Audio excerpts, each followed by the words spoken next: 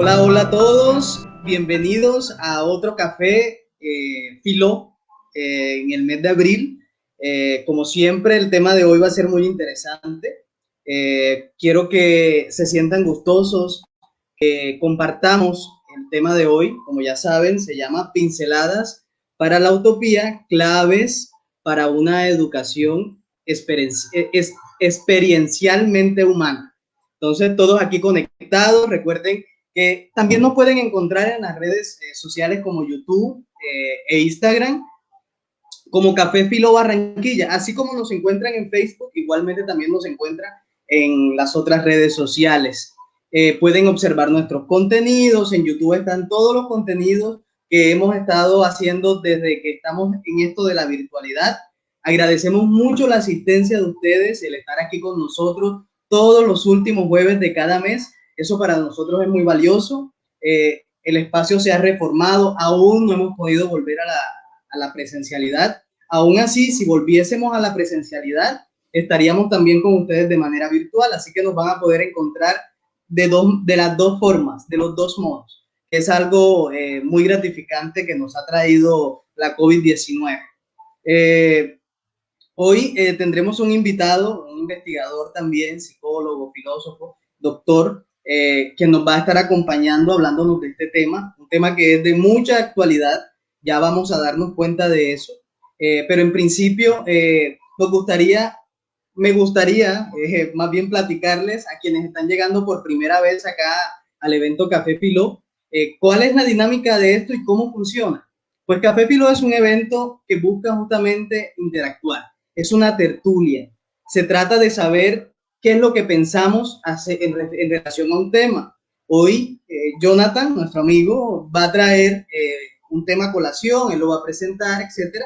Pero nosotros también podemos dar nuestras opiniones, nuestras preguntas y todo ello. ¿Cómo lo vamos a hacer? Por aquí, ustedes entren a los comentarios y vayan colocando desde ahora los comentarios que tengan respecto al tema, dudas, preguntas, desde ya pueden ir colocándolas y en la medida en que vayamos transcurriendo el evento, pues vamos a ir mostrándolos para que ustedes también puedan participar.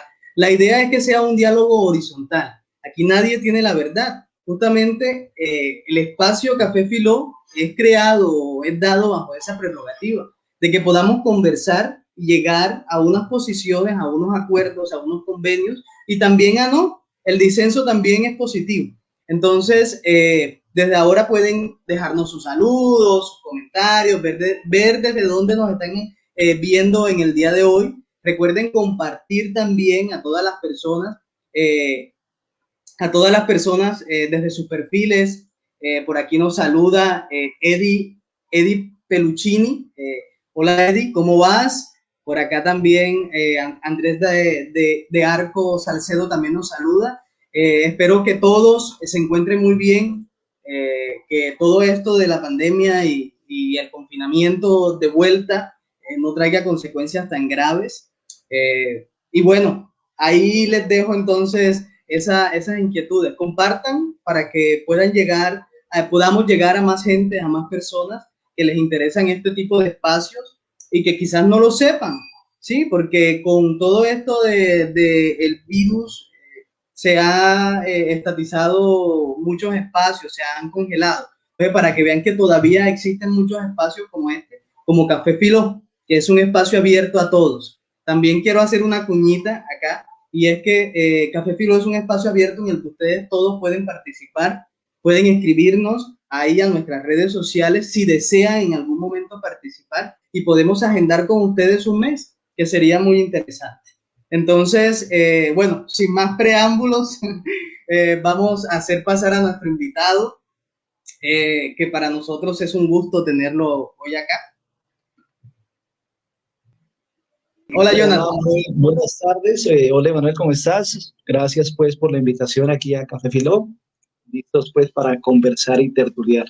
Contámelo. Sí, claro. No, más bien gracias a ti por aceptar nuestra invitación y espero que tanto como para nosotros como para ti también sea de gran ayuda y de gozo el que estés hoy acá. Vale, seguro que sí, ¿no? Siempre el caminar la palabra es, la posibilidad de encontrarnos y bueno, claramente estoy yo en una región totalmente distante de la costa donde está Café Filó, bueno, o donde han venido construyendo esa experiencia, pero Ah, posiblemente allí en el caminar la palabra nos vamos a ir encontrando, ¿no? Y vamos a divisar que hay cosas en las cuales podemos confluir, por ejemplo, lo que estamos viviendo en este momento. Jonathan, has dicho algo que se me había justamente pasado y es esto de la virtualidad, lo que nos ha permitido la virtualidad, cómo ha achicado los espacios. O sea, yo jamás en mi vida me habría imaginado que Jonathan podría estar, por ejemplo, en Café Filo, y así nos ha pasado con muchos otros invitados. Él está en Nariño y nosotros estamos transmitiendo desde Barranquilla. Entonces, para nosotros es un gusto que la virtualidad esté permitiendo esta cercanía y que podamos traer a Café Filó a todas aquellas personas que antes no podíamos traer. Se han empezado a abrir otros hilos de conversación. Creo que este asunto de la pandemia ha trastocado mucho la experiencia intersujetos. Entre ellas, pues vamos a aprender a seguirnos hilando, ¿no? Creo que hay campos de oportunidad importantes. Hemos conversado con personas de otros países con muchísima facilidad, estamos haciendo procesos de investigación con personas de diversas ciudades, nos hemos colectivizado y ahora también conversamos, que es precisamente el ejercicio que Café Filo pues, nos invita. Eh, y creo que ese tipo de escenarios, Emanuel, son los que también debemos empezar a analizar cuando miramos la pandemia y hacemos un retrospectivo de hace un año. ¿Quiénes éramos los colombianos hace un año? Y bueno, al menos en las prácticas educativas creo que han habido unos cambios importantes, hay otros retos, hay desafíos impresionantes, hay brechas también que se están generando, pero hay unos aspectos positivos y entre ellos es que hoy podemos hilar la conversación. Sí, claro.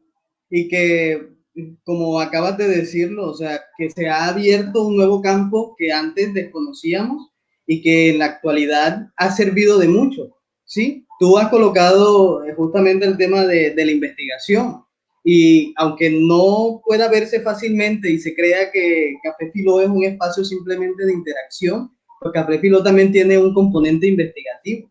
Justamente por eso a quien tenemos hoy de invitado es un investigador, es alguien que tiene mucha trayectoria y justamente con esto quiero dar el paso a una pregunta.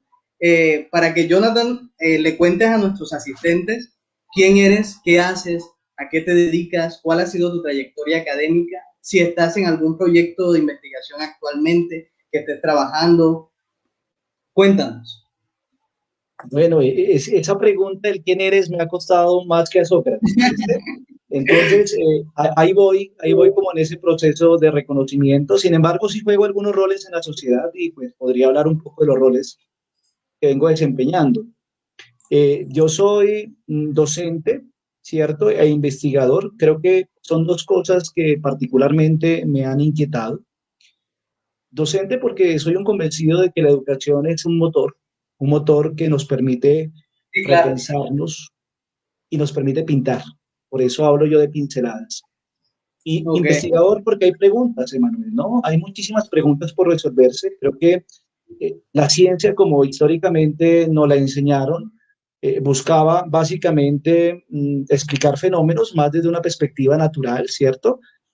Pero ha desatendido muchísimos procesos que están relacionados con la relación sujeto-sujeto, o las subjetividades o las intersubjetividades. Entonces, yo soy psicólogo de profesión, pero también soy licenciado en filosofía y política.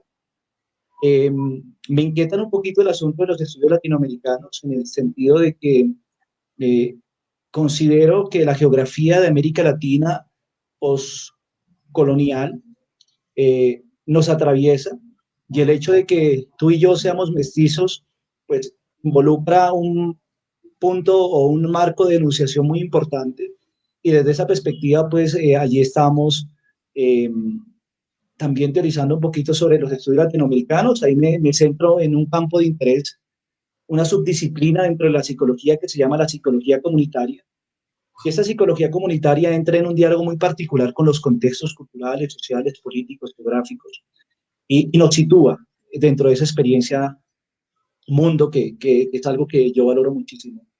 Y hay otro elemento importante que también hago, pues soy un apasionado por la investigación. O sea, la investigación en sí misma me parece a mí que es una forma de velar muchísimas realidades y por eso creo que tanto los investigadores como quienes quieren aprender a investigar, Emanuel, en ese ejercicio claramente van discerniendo, van develando cosas y es por eso que en este momento soy el director de uno de los grupos de investigación de la Universidad de Nariño que se llama Libres Pensadores y me gusta el nombre porque creo que la investigación no está claramente en casarnos con tendencias, sino en entender el valor de la libertad, ¿cierto? Y en ese marco de las objetividades o las subjetividades de la ciencia, pues pensar en libertad creo que es algo que nos emancipa, porque a veces también la investigación nos va encuadrando y eso es polémico. Desde esa perspectiva, considero que pensarnos desde la libertad, pero también ejercer esa acción del pensamiento que nos conecta. Eh, Hace un tiempo hago parte de una corriente que hemos venido construyendo en Colombia que se llama el sentipensar carpediano.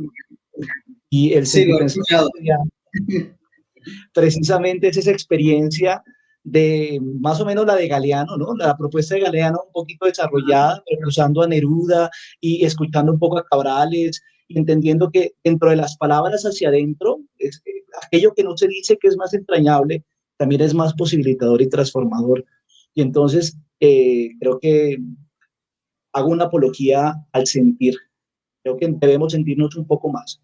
Si nos sintiéramos un poco más, no fuésemos la sociedad colombiana que somos, una sociedad que ha normalizado la violencia, una sociedad que ha normalizado la desigualdad, una sociedad que ha normalizado la injusticia y la corrupción, sino que fuésemos una sociedad más preocupada por el otro.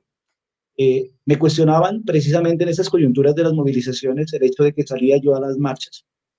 Decían, pues no tienes un sentido del otro porque vas, básicamente, si enfermas o si enferma la gente con la que estás marchando, vas a terminar claramente copando las camas de cuidados intensivos.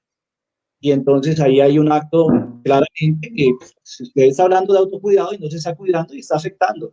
Pero es que aquí hay un problema sistemático, ¿sí? Y creo que en la realidad debemos asumir riesgos y apuestas. Y bueno, eso soy yo, alguien que ha asumido riesgos y apuestas. Bueno, ya él lo dijo, o sea, Jonathan es psicólogo, así que, y además licenciado en filosofía, así que la pregunta por el ser puede ser un poco traginosa y complicada. Él no Un quería poco. colocarte en camisa de 11 varas, pero la idea era que nos mostraras un poquito de eso que haces para que también aquellas personas que te conocen puedan también contactarte para cualquier otra cuestión. Ya acabas de decir que integras un grupo importante en eso de lo que es el sentipensar, que ha sido trabajado de muchas maneras, pero que también de una u otra manera nos identifica a nosotros como colombianos, ¿sí? Eso de sentir y pensar. Siempre, normalmente, para hablar un poco de filosofía, de la manera tradicional en como se nos ha enseñado, desde la cultura como también desde la filosofía, siempre se ha enfrascado en las cuestiones del pensar, ¿sí? De que solamente esa es la única forma de constituir o construir conocimiento, pero también existen otros modos a partir de los cuales se puede vivenciar la existencia. Y este aporte justamente de Galeano me parece relevante, sobre todo para el tema que hoy nos reúne, ¿sí? Entonces, pues, primero, antes de empezar, ya en materia, me gustaría hacerle un par de preguntitas a Jonathan para ir calentando, porque hay varios conceptos del título justamente que me son muy llamativos. Por ejemplo, hablar de utopía, cuando en la tradición justamente la utopía ha sido deslegitimada, ha sido contrariada. Me parece importante. ¿Por qué usar en la actualidad, Jonathan, el término de utopía? ¿Por qué no hablar de otro tipo de concepto? ¿Por qué utilizar un concepto que ha sido históricamente mal visto como algo que es ilusorio, fantasioso, que se aleja de la realidad? Porque así es concebida la utopía, por convención. Precisamente porque hay, eh, Emanuel, hay que hablar de utopía porque el ser humano requiere vivir de ilusiones, pero no de estados fantasiosos, sino de situaciones que nos vamos proyectando y que caminamos y que básicamente se constituyen en un motor existencial. Creo que la utopía logra canalizar dos aspectos que para mí son fundamentales. Eh, Pensar la utopía desde las pinceladas, porque hay que entenderla en su conjunto, Ok. es pensar la utopía desde la acción, y es que aquello que es utópico posiblemente no lo es tanto si tú pincelas sobre él, ¿no? Es decir, que la utopía se convierte en el referente, en aquello que está allí y que nos permite, básicamente, también lo que ha dicho Galeano, nos permite caminar. Yo soy un convencido de que eh, no estamos, la utopía no es una condición del ser donde hay algo que no es posible de ser, ¿sí? Ok. Todo lo Ajá. que hemos querido hacer los seres humanos, pues lo hemos logrado básicamente porque hemos soñado. Posiblemente no estaríamos en este momento iluminados por una bombilla si alguien no hubiera creído que eso que él pensaba, que los demás pudiesen haber pensado que era utópico, para él era un camino, era un sendero. Entonces hay que entender la utopía en la educación precisamente como ese sendero que vamos caminando, pero no todos la van a entender. Es que los cambios sociales no lo han hecho las mayorías, lamentablemente. Los cambios sociales los han generado sujetos que han pensado desde marcos totalmente distintos. Yo creo que ese ha sido un error de la filosofía, preciso. Sí, Intentar, intentar conceptuar, intentar objetivar el mundo e intentar que todos hablemos desde un mismo marco de enunciación. Creo que los filósofos contemporáneos nos han regalado desde el marco de la filosofía de la existencia un campo de oportunidad para que repensemos la filosofía. O sea, repensémonos. Por allí había una pregunta al inicio, decía, ¿cómo podemos articular la reflexión filosófica con las diferentes asignaturas? Yo decía, pues depende, porque es que muchísimas veces, para muchos adolescentes al menos, pensar eh, filosóficamente, como piensa el educador, que es pensar filosóficamente, es pensar desde unas categorías que le son ajenas. Si la filosofía es de un modo de la utopía, pensase, nos ubicáramos en un campo de realidad existencial donde el sujeto se sitúa frente a su horizonte. Y entonces la utopía simplemente es un horizonte. En eso creo. ¿Por qué la utopía? Porque la utopía me señala un horizonte. Todo horizonte señala, da un campo de luminosidad que nos permite andar, no necesariamente desde una perspectiva lineal, pero sí una perspectiva divergente nos vamos moviendo. Por eso quizá, Manuel, tengo la palabra utopía en el título y bueno, y la defiendo, hago la apología a la utopía. Me parece muy, es que justamente he llamado la atención sobre el término utopía, porque así tal cual como tú lo has dicho, para nuestra actualidad, la utopía, en este momento en que estamos viviendo una pandemia, por ejemplo, con todos los riesgos que se trae eso a nivel de salubridad, pero también todo lo que estamos viviendo en Colombia a nivel político, por ejemplo, eso nos permite a nosotros decir, bueno, pero ¿por qué no pensar nuestra realidad desde la utopía? ¿Por qué seguir pensando que la utopía es algo obsoleto o que te marca una cuestión no real? Porque la utopía, desde mi concepción, desde donde yo la he estudiado, la utopía está emparentada con eso que es imposible, ¿sí? Imposible en los términos de que está más allá de la realidad posible. Y justamente por eso es tan importante la utopía. Ahora, la pregunta sería, Jonathan, ¿cuál es la relación entre eso de utopía y la educación? ¿Por qué pensar la utopía desde las pinceladas, que me parece muy, de hecho, poético y también con un matiz estético, lo que acaba de eso de pinceladas? ¿Por qué pensar la utopía desde la educación desde las pinceladas de la utopía? Porque, bueno, soy educador desde hace varios años y siento que la educación adolece de, de fantasía, adolece de magia, adolece de motivos incluso, o sea, nos hemos quedado en un campo teórico y demasiado práctico, Pero miremos que claramente pensar la educación desde la utopía nos lleva a enmarcar la educación como un acto estético. Y la estética es ética y es política. Entonces, considero yo que es maravilloso pensar la educación desde una utopía. ¿Sabes por qué? Porque si pensamos la educación desde lo imposible, desde lo que socialmente se cree imposible, pues vamos a encontrar campos de oportunidad que nos permitan transformar. La educación, sí o sí, Emanuel y amigos que están aquí en Café Filó, es un reto, pero alguna vez yo miré un video que siempre se me ha quedado grabado en la mente del juicio de la educación, donde está la pecera. Y miércoles, o sea, a mí realmente me cuestionó porque creo que así fue. O sea, la educación no ha cambiado desde los modelos escolásticos hasta los modelos contemporáneos. Seguimos una misma estructura jerárquica, seguimos centrados en unos contenidos. Por ejemplo, más adelante vamos a hablar un poco de competencias, es un asunto lamentable en términos educativos, pero aún dentro de ese caos educativo donde los estudiantes no quieren estar en la escuela, donde muchos maestros no quieren ser maestros, pero les toca porque terminamos hablando de unos maestros que son asalariados y unos estudiantes que por el ciclo social y por un montón de procesos psicobiológicos terminan en ese tránsito desde el jardín hasta el grado 11, pero uno escucha también, por ejemplo, en Estanislao Zuleta cuestionando el hecho de que lo hubiesen escolarizado, y escucha a otros que dicen, no, pues, ¿por qué tenemos que ir a la escuela? O sea, para aprender necesitamos ir a la escuela.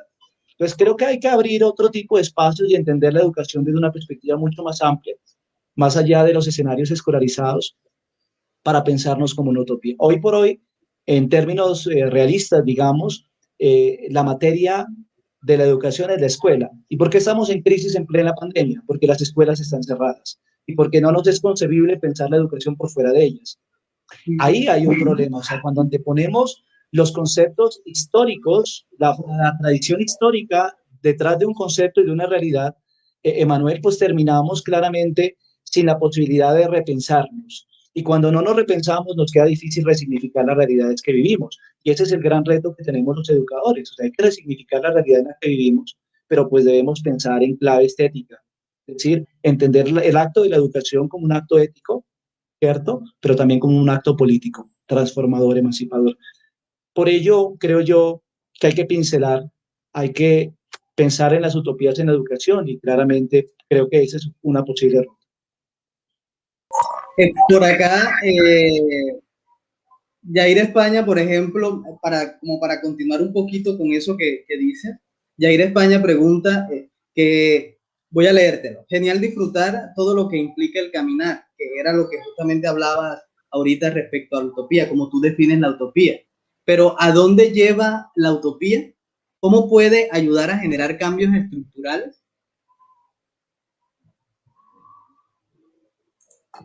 Pues, yo simplemente diviso la historia y diviso quiénes son los que han generado cambios históricos. Y no he visto a las multitudes generando los cambios históricos. Está en la Revolución Francesa, ¿no? Quizá, bueno, digamos que en las campañas libertadoras en América había colectivos humanos que intentaban, pero habían unos colectivos muy concretos que empezaron a pensar el proceso de la independencia o incluso el mismo proceso de la Revolución Francesa.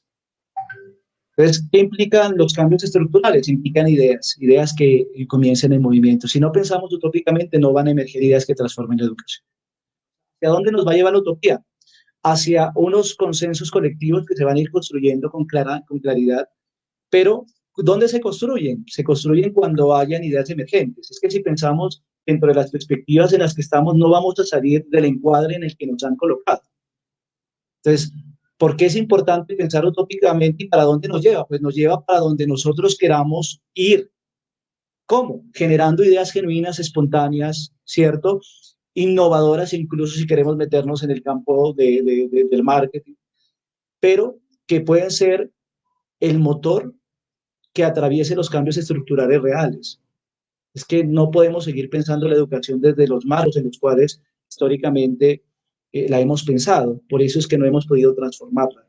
Porque aquellas ideas que podrían pensarse utópicamente pensamos que no nos llevan a ningún lado. Pero no es más que irnos a América Latina y mirar a un Paulo Freire. En su momento pudieron haber pensado que la perspectiva pedagógica que insinuaba Paulo Freire, muy teóricamente, muy narrativamente, pues nos iba a constituir en un motor potenciador de muchísimos procesos pedagógicos transformadores en América Latina y en el mundo. Pero ¿qué implica pensar utópicamente? Implica pensar divergentemente. O sea, hay que pensar de una manera distinta. O sea, no voy a entrar a defender el término utopía, porque siento que allí hay un asunto como de concepción. O sea, la concepción de la utopía para Jonathan no es la concepción desde la cual algunos de ustedes podrían encuadrar el concepto. Para mí, como he dicho, la utopía divisa un horizonte y entre tanto la utopía divisa un horizonte, pues me va a mostrar a mí un camino y un sendero. ¿Y cómo transformo la educación desde ese camino y ese sendero o ese horizonte? Pues con ideas divergentes que nos permitan realmente transformar esos escenarios en los cuales nos movemos como educadores. Eso sería, Emanuel. Que, o sea, está todo por acá bastante, hay muchos comentarios, muchas preguntas al respecto, pero entonces, pues no sé si, cómo quieres que sea, si las vamos pasando o quieres ya comenzar en sí el tema, porque yo creo que ya estás hablando y estamos como ya internándonos Sí, en tu y he estado como presentación. limitándome en hablar de cuál es mi utopía. Entonces, podemos creo que proseguir. Bueno, entonces comencemos. Entonces, el espacio es todo tuyo. Sigan dejándonos por acá sus comentarios, sus preguntas. Denle compartir a nuestra página para que pueda llegar a muchas más personas esta transmisión. Y los dejo entonces con Jonathan. El espacio es todo tuyo. Yo voy a estar por acá. Vale, bueno, voy a intentar ser un poquito sintético porque te dice cuenta que la presentación es un poco extensa. Aquí vamos a hablar en claves y vamos a hablar un poco en claves para una educación experiencialmente humana. Yo creo que ahí está como el centro, ¿no? Y se dirán ustedes, bueno, ¿por qué plantear unas claves para una educación experiencialmente humana? ¿Cómo así? No es pues la educación un acto humano, no somos por sí, desde nuestra esencia, per se humanos. ¿Por qué pensar una experiencia humana? Y bueno, eh, soy un poco de los que afirman aún el hecho de que vivimos en el mundo contemporáneo un proceso de deshumanización muy fuerte. ¿Cuál es la evidencia más tangible de que estamos en un marco de deshumanización? El hecho de que el otro haya dejado de importarnos. Yo creo que cuando el hombre de Neandertal descubre el lenguaje y a partir de esa construcción del lenguaje empieza a reconocer que existe un otro con quien puede comunicarse, cuando se entiende que la comunicación es un acto de realidad que nos permite construir cosas de manera colectiva, en ese momento los seres humanos que consolidamos un proceso de hominización, nos conduce a ser ese Homo sapiens sapiens y a partir de allí empezamos a entretejer desde esa armoniosa interacción entre la emoción y el pensamiento, nuestra humanidad, esa capa de humanidad que venimos siendo. Claramente también hay una dimensión mucho más visceral en el ser humano, que si hay unas emociones muy particulares, somos por naturaleza agresivos, por ejemplo, y la agresión nos lleva a la violencia, y la violencia nos lleva a un proceso de eliminación, de sustracción del otro. Pero claramente la educación, la experiencia educativa no es que haya logrado dominar esa visceralidad, sino que logra conducir el acto de la comunicación hacia un acto de creación. Y en ese marco de ese proceso creador, pues vamos a entender que hay un marco de deshumanización desde el cual estamos actuando. Y es porque progresivamente los seres humanos hemos olvidado un otro, ¿no? Y no es más que ver en este momento el asunto del COVID. Aquellos países que tienen mayores ingresos, pues han captado la mayor cantidad de dosis de vacunas, sin importar que muchos otros países no puedan acceder a ellas. Allí hay un acto claramente que nos muestra, bueno, hay deshumanización porque estamos desconociendo la realidad del otro. Y dentro de ese marco de posibilidades, creo que vamos a hablar un poco de la educación. ¿Qué sucede con ella? Continuemos, por favor, Emma. Vale. Mm, hay unos elementos que no se logran visualizar. No sé qué pasó con ellos. Bien. Aquí estoy mirando un asunto de una planta, ¿cierto? Un referente contextual. Ahí hay un escenario. Y vamos a mirar aquí una situación muy concreta. que tiene que ver un poco con la experiencia del aprendizaje escolar, ¿no? Y aquí afirmo, el aprendizaje escolar puede darse por recepción o por descubrimiento. La historia de la educación nos da cuenta de que nosotros enseñamos a que los individuos recepcionen una serie de saberes. Los saberes han ido cambiando de acuerdo a los marcos culturales en los cuales se ha movido el individuo dentro de la época. Entonces, digamos que los contenidos que se recepcionaban en el medioevo eran unos contenidos teológicos, ¿cierto?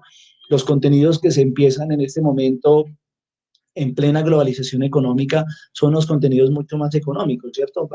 Tiene que tener el individuo unas competencias para que pueda ser productivo a la sociedad. Pero ese campo de productividad es un campo de productividad económica. No han cambiado la estructura, seguimos un marco pedagógico donde lo que buscamos es que el individuo recepcione unos saberes y a partir de ellos logre desempeñarse de una manera oportuna, de acuerdo a las convenciones sociales de la época. Pero también tenemos la posibilidad de pensar el aprendizaje desde el descubrimiento. ¿Y qué implica descubrir? Pues implica que vamos a entender al individuo desde una perspectiva utópica, o al menos desde una perspectiva donde los individuos podamos entretejer un campo muy trascendental que es la experiencia de la libertad. Una educación basada en la recepción es una educación que esclaviza al sujeto. Y lamentablemente es lo que hacemos en los procesos educativos. Transferimos un conocimiento que creemos debe aprender el individuo, pero es un conocimiento ligado al aprender a hacer y no a hacer y no al aprender a ser. El aprendizaje por descubrimiento es un aprendizaje que nos va a centrar ahí en una experiencia más desde el sentir, en la medida que hay dos realidades que van a dinamizar a este sujeto que descubre. La primera realidad tiene que ver con la experiencia de la libertad y la segunda tiene que ver con la experiencia de la existencia. El descubrir la realidad le dota al individuo de existencia porque el individuo tiene la capacidad de dotar de sentido a su realidad y por lo tanto de significarla y ser. Eso es algo absolutamente valioso en el arte del descubrirse, pero también no es posible la existencia sin un acto de libertad, sin un acto de rebeldía, sin un acto de distanciamiento de un otro que me absorbe, que me mecaniza y que pretende que yo siga reproduciendo cosas. Quizá en este contexto ustedes logran entender por qué defiendo la utopía, porque es una forma en la que particularmente empiezo a descubrir el mundo como un campo de oportunidad, no desde lo que me es permitido pensar, sino desde aquello que posiblemente me posibilito pensar para ser, para dotarme de existencia. Y son posiblemente ese juego de utopías los que explican el quién soy, mi lugar en el mundo, mi trascendencia. Y por otra parte, vamos entonces a mirar ya que en la contemporaneidad tenemos un problema sujeto a un dilema. Y es un dilema frente a la formación de competencias laborales, ¿cierto? O la formación de un sujeto político. Y entonces vamos a mirar qué implica la fundación de un sujeto, pues particularmente para mí sí sí es un gran dilema. De hecho, no lo he logrado resolver aún. Si yo formo en algunas competencias laborales, pues le estoy permitiendo al chico, la chica, el niño, la niña, el universitario, que adquiera unas competencias que le van a permitir a él adaptarse a un contexto cada vez más demandante en términos de competencias laborales. Pero lo aliena. Lo aliena porque no le permite construirse ni dotarse de existencia, porque es que la existencia no viene dada desde la plenitud del ser parido a la existencia, ¿no? Hablamos de un ser que separa la existencia desde una corriente existencialista, pero ese ser que separa la existencia es un ser que entra en un perfecto movimiento de libertades, y son las libertades las que finalmente le dotan de existencia. Para no entrar en el diálogo de lo que algún filósofo llama del inconveniente de haber nacido. ¿Cuál es la conveniencia del haber nacido? Pues que podemos dotarnos de existencia.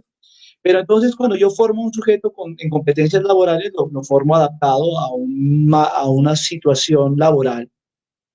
¿Y esta situación laboral que tiene? Pues, perdón, este mundo laboral que tiene, pues exige unas competencias. Entonces a mí me preocupa una situación y es, yo no le formo en las competencias laborales, el chico no va a tener unas herramientas que en la sociedad en la que vive, pues le permitirían sobrevivir. Pero si yo no lo formo político, o sea, si no existe en ese otro dilema, lo formo políticamente para que se tenga la capacidad de dotarse de existencia y por lo tanto de transformar la sociedad y el entorno en el que está, pues aparece ahí otro problema. ¿Y cuál viene a ser el problema? Que este sujeto político es un sujeto que no está adaptado a esa realidad en la cual él ha sido parte. Y entonces, ¿qué hacemos como educadores? O sea, ¿cómo pensarnos la educación desde estos dos marcos? Desde un marco de competencias laborales que adaptan al sujeto, pero que básicamente, de acuerdo al menos a lo que dicen, le va a permitir sobrevivir, o desde otro marco que le va a permitir emanciparse y dotarse de existencia. Es como el asunto fundamental. Continuemos, por favor, Emanuel.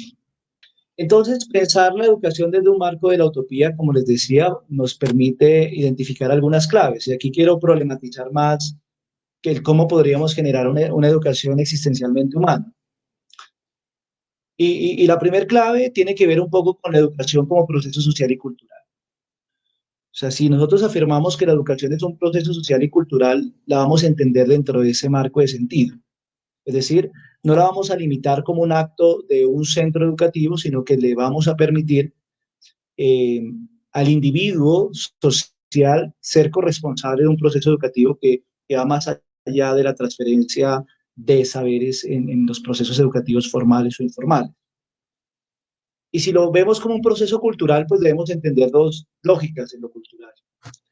El valor de la intergeneracionalidad para entender que somos sujetos con memoria colectiva, pero también el valor tan importante de los procesos colectivos identitarios. Es decir, la educación como un acto que nos permita no solamente dotar de sentido nuestra propia existencia, sino dotar de sentido la experiencia colectiva y por lo tanto generar procesos colectivos de transformación, diríamos más adelante en la utopía. Para pensar la educación como un proceso cultural, retrocedemos, por favor.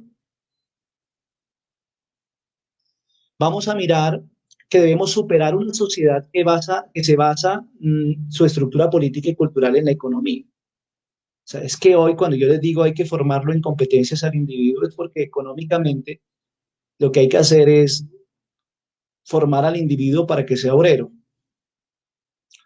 Y desde esa perspectiva estamos juxtaponiendo la economía a la política y a la cultura. La política como la capacidad de que el individuo transforme la órbita de sentido que tiene la realidad en la que se mueve y la cultura como la capacidad de generar procesos de identidad colectiva, procesos de transformación colectiva. Y entonces, ¿cómo lo hacemos? Pues debemos superar una formación ligada a competencias, estándares, eficacia, eficiencia, homogenización. Es donde estamos, donde está circunscrita la educación hoy. Claramente un educador me va a decir hoy, pues que tan difícil es pensar utópicamente la educación como una experiencia existencialmente humana, porque es que a mí me imponen unos estándares que yo debo transferirle al chico. Claro, porque es que lo que le interesa al sistema educativo es formar al individuo para la economía y no formar al individuo para la sociedad y la cultura. Y nosotros debemos repensar esta primera clave. O sea, ¿cuál es el motor de la educación? Y entonces vamos a empezar a pensar la tradición educativa basada en un modelo instrumentalizado. Entonces, la educación para mí es un instrumento que ha servido, tal cual el sistema educativo reemplazó básicamente a la iglesia, a la religión, cuando la religión empieza a perder eh, capacidad de influencia y de control social sobre los individuos, pues aparece la educación, pero no aparece la educación para emanciparnos, aparece la educación para instrumentalizar un nuevo modelo que básicamente al ser un modelo nos modela y al modelarnos nos homogeniza y al homogenizar nos colectiviza, pero en función de lo que quienes tienen el control del sistema político les interesa que nos colectivicen. ¿Cómo hacemos para superar esta tradición educativa que instrumentaliza desde la educación al ser humano y a las prácticas educativas? Pues debemos superar la estructura histórica donde el acto de educar es el acto de transferir conocimiento. Si no superamos ese problema que tenemos allí, que es histórico, pues no vamos a superar una tradición educativa basada en la instrumentalización. ¿Qué implica pensar curricularmente a veces en los establecimientos educativos?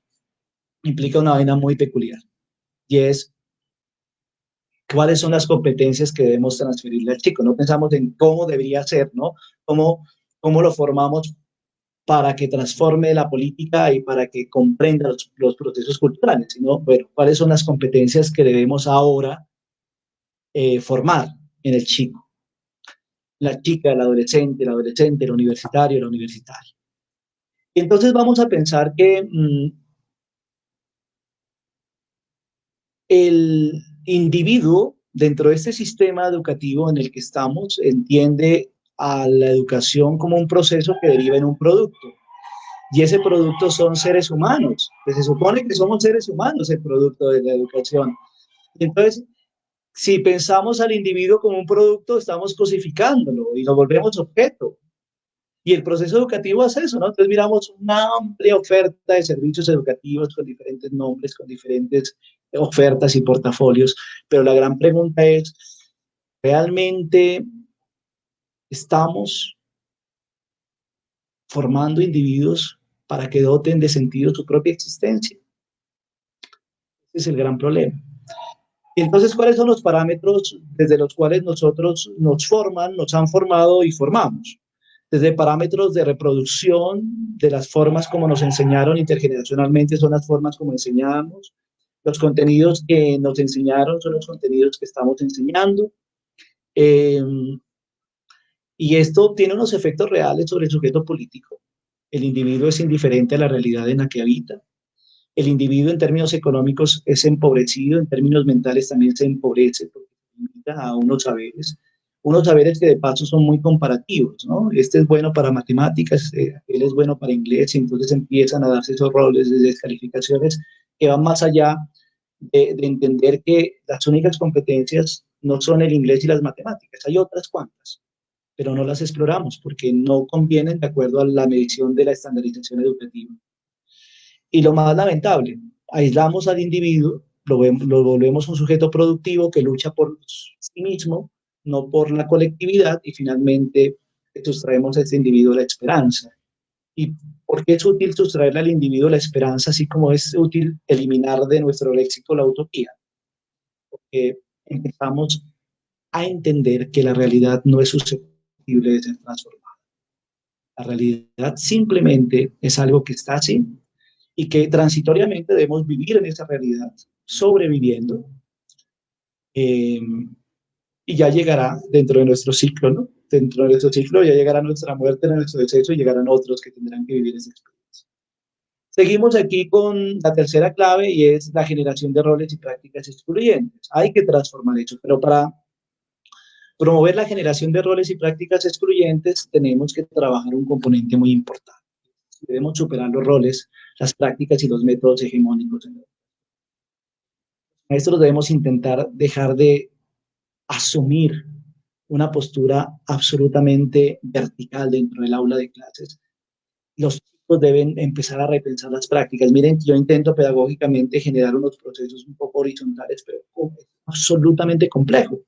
No solo porque la didáctica, que no es vertical, no se entiende, sino porque los individuos vienen desde primerito, desde jardín, vienen en un marco de internalizar que el proceso educativo es instruccional. Entonces, cuando el individuo tiene que pensarse desde una práctica no hegemónica, le cuesta, dice, es que yo no aprendí, es que el profe no enseña, ¿cómo así? Enseñar a pensar o que el individuo piense por sí mismo es un asunto muy complejo, porque también siento yo que los grupos humanos hemos normalizado, naturalizado, habituado absolutamente el sistema instruccional que lo tenemos en la piel y nos cuesta salirnos de él. De hecho, pensar cuesta, ¿no? Y en Colombia no solamente cuesta en términos cognitivos, sino también cuesta en términos políticos, porque quienes piensan divergentemente hoy, lamentablemente, están siendo asesinados. Y apelo en este café filo para solidarizarme con todas aquellas familias que a lo largo y ancho de nuestro país han perdido a sus familiares porque eran sujetos que se dotaban de existencia, que pensaban procesos colectivos y que básicamente han creído que es posible constituir y caminar utopías desde marcos de acción concretos. Y entonces debemos superar ese discurso desde la verticalidad. ¿Pero eso qué implica? Pues una postura ética. Eso implica una postura política. Y por eso la educación, desde esas pinceladas, y tú lo has dicho muy bien, Emanuel, es un acto estético. Y dentro de esa estética, pues, los artistas nos enseñan que no hay un único modo de ser, hay muchísimas formas de ser. Y desde esa perspectiva, es tan bueno que los educadores logremos subvertir esa forma histórica que hemos heredado, que implican los discursos desde la verticalidad, donde el proceso educativo ya nos ha mostrado que es un proceso estéril. ¿Por qué hemos llegado las sociedades mundiales a unos niveles de desigualdad absolutamente desastrosos? Que en Colombia no nos asusta hoy que la primer causa de mortalidad infantil sea la desnutrición y no el COVID, básicamente porque no nos han enseñado a pensar en el otro. Y por ello hay que pensar la educación desde una perspectiva experiencialmente humana para reconocernos desde el otro. Continuamos, por favor.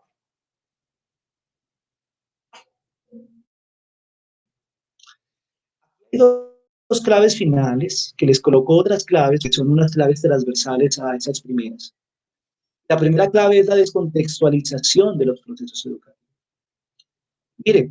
Miren lo aberrante del sistema educativo instruccional y jerárquico. Las competencias se piensan en Bogotá y los estándares de competencias en educación se piensan en Bogotá para el Chocó, en Bogotá para Nariño, en Bogotá para Barranquilla. Hay unos contextos, bueno, y dicen ellos, no, es que aquellos grupos étnicos que tienen su singularidad, entonces ellos generan procesos etnoeducativos. Es que no solamente son los grupos étnicos afro, indígena, rom. Colombia, yo creo que, ¿por qué no ha sido posible construir un proyecto político colectivo como país?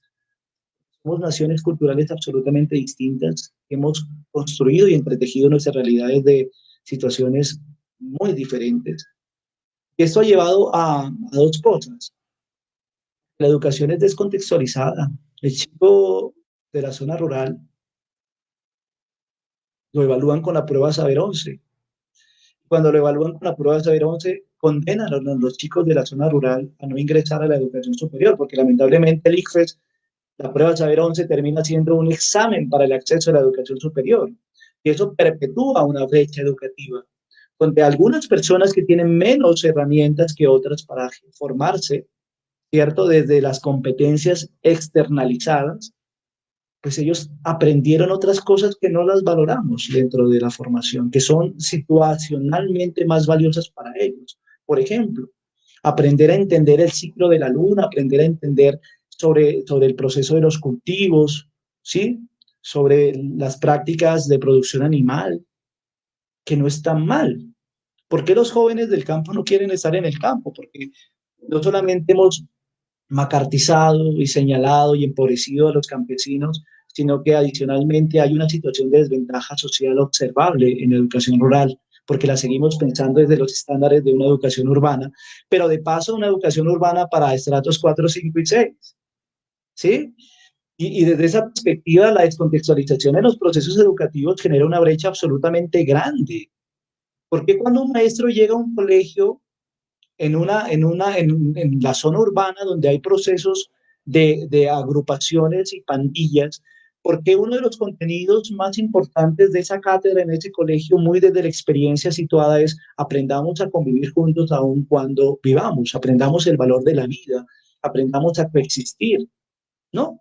Eso dirán, no, es que eso aparece en ética y valores, ¿no? Y lamentablemente hay unas materias que son absolutamente irrelevantes, ética, artística, educación, también materias muy potentes en estos procesos de generar una experiencia educativa experiencialmente humana.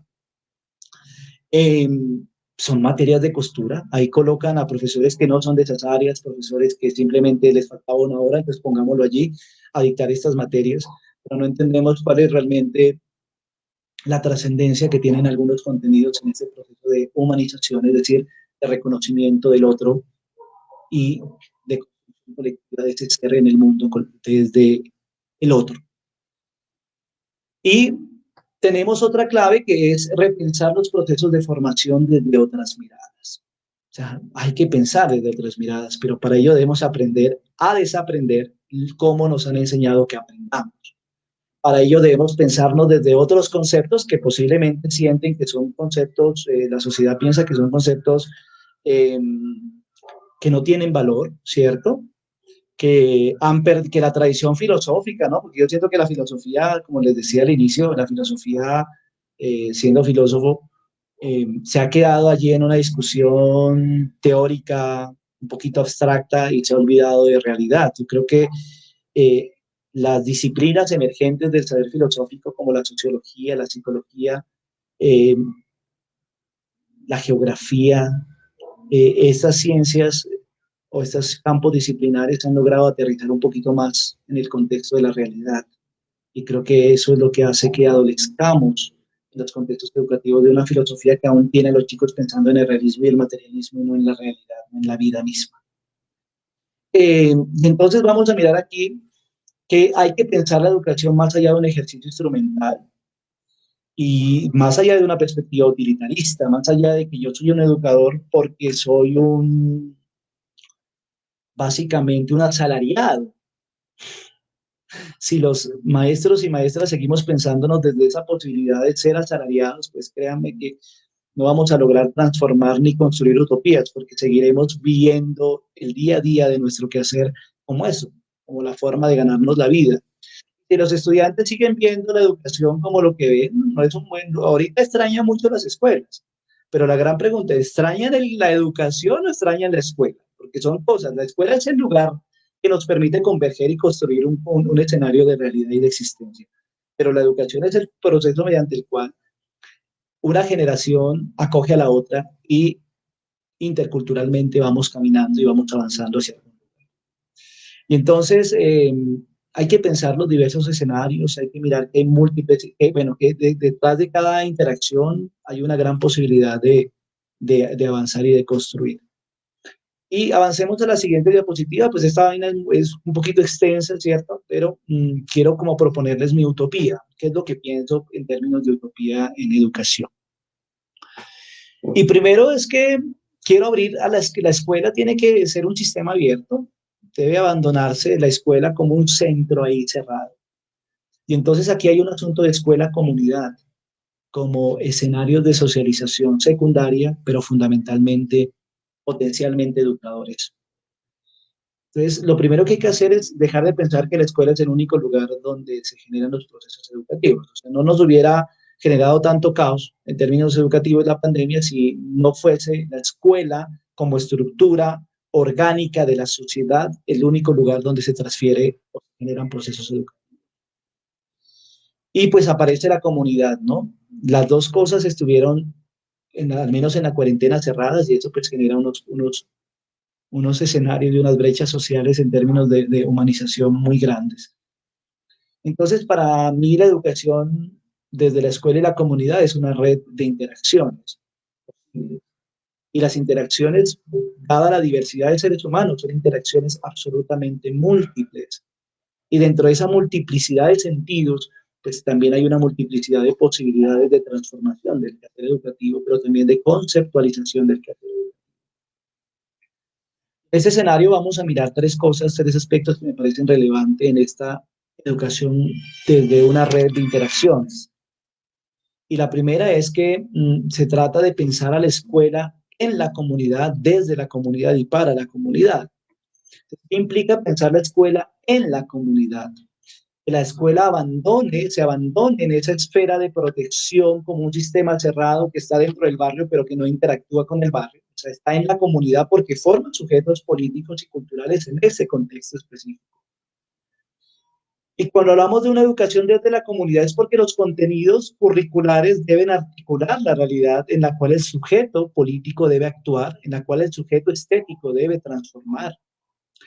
Y una educación, una escuela para la comunidad, pues implica que la educación ya no va a tener un único compromiso, y es titular gente, sino que el compromiso real de la educación es la transformación de la gente.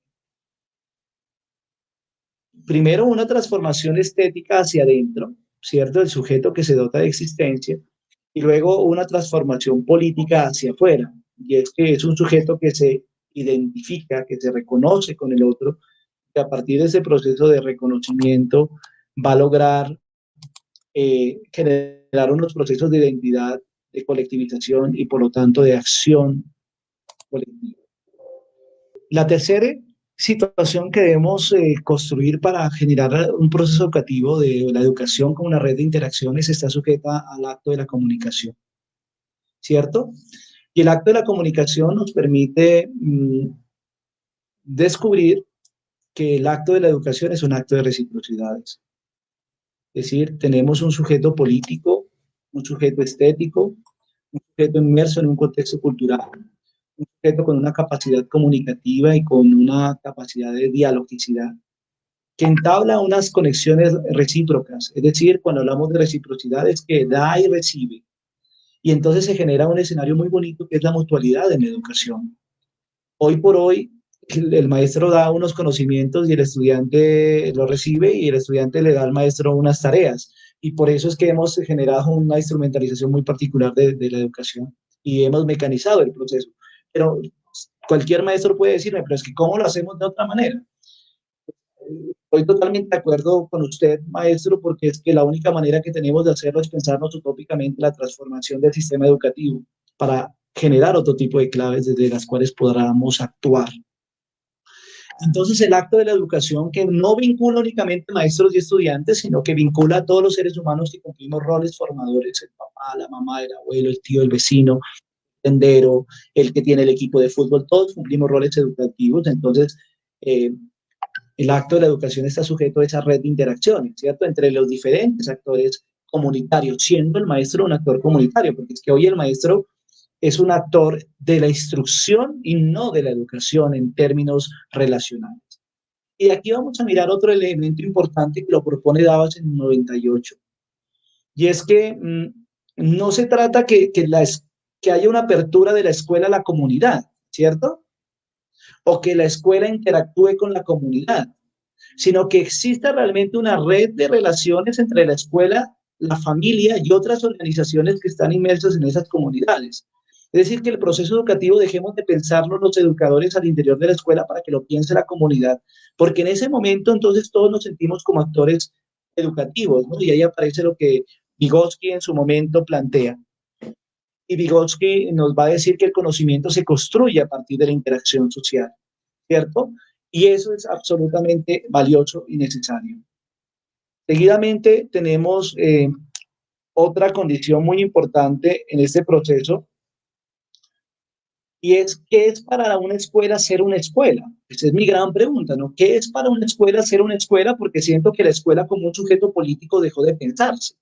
Hemos empezado a pensar entonces la educación como ese acto de transferencia de conocimiento. Entonces, ¿qué implica una planeación institucional?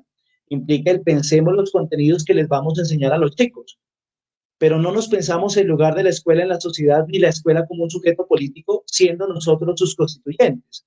Entonces, en esa perspectiva hay que pensar la escuela desde la naturaleza y la finalidad. ¿Qué es la escuela? ¿Cuál es la esencia, el self, el sí mismo de la escuela? ¿Y cuál es la finalidad de la escuela en este proceso de generar la humanización desde experiencias vitales y viscerales? Y allí, entonces, vamos a mirar que la naturaleza, es decir, la esencia de la escuela es que la escuela es un sistema complejo. Debemos entender la educación desde esa perspectiva de la complejidad. O sea, es un sistema complejo. Y por lo tanto, las tesis tradicionales y los modos tradicionales de comprender y de hacer en la escuela son caducos, ya caducaron. Y por eso es que hay que pensar la educación utópicamente. Porque si la pensamos desde otro tipo de marcos, si pensamos la educación desde otro tipo de escenarios, si lo pensamos divergentemente, posiblemente logremos comprender el por qué la educación como la seguimos pensando no genera el efecto de transformación que esperaríamos en la sociedad.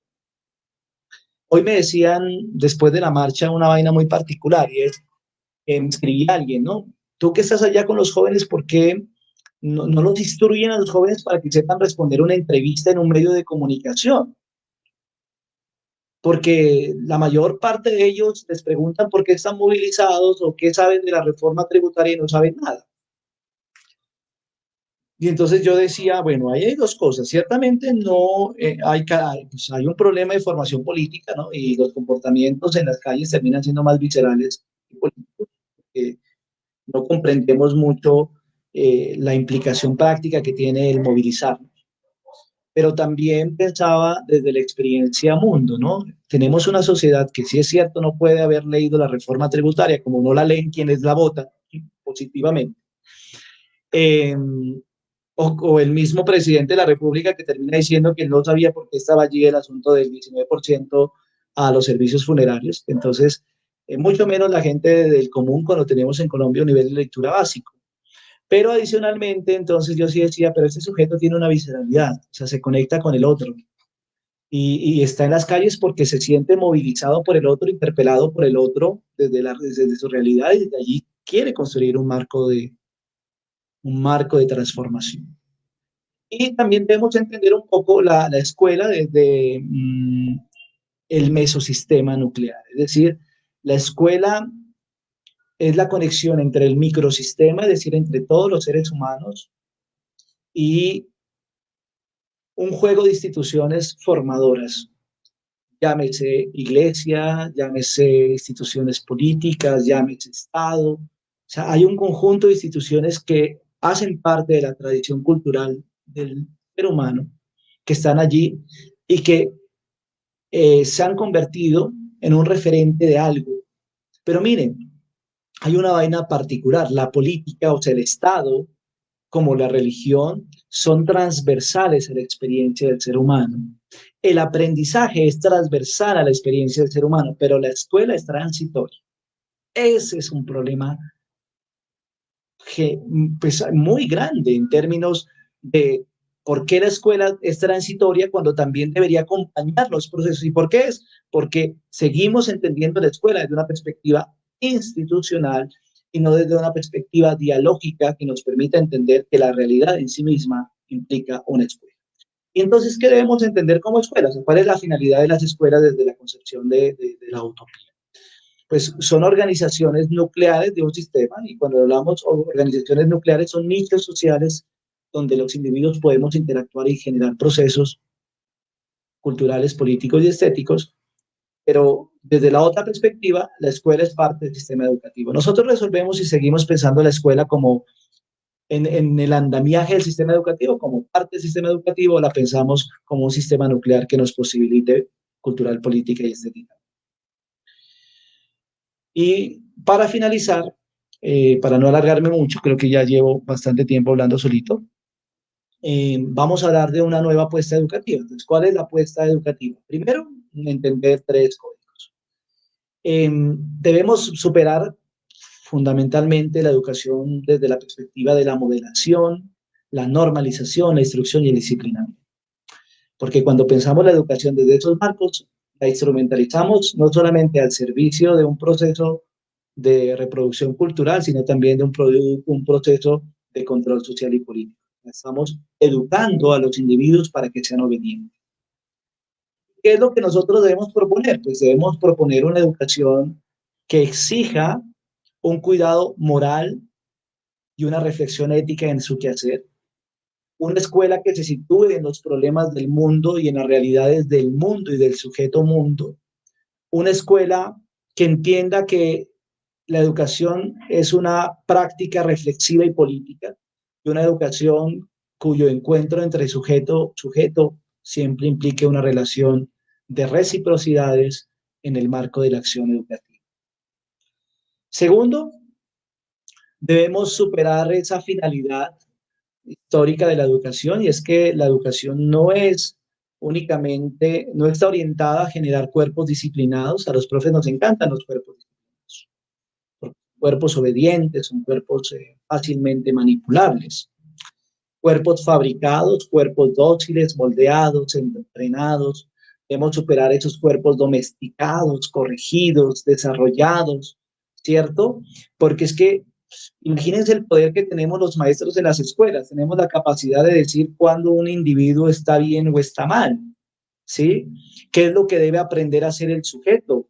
¿Cuál es el molde que debe adquirir? Es un proceso de domesticación y disciplinamiento tenaz.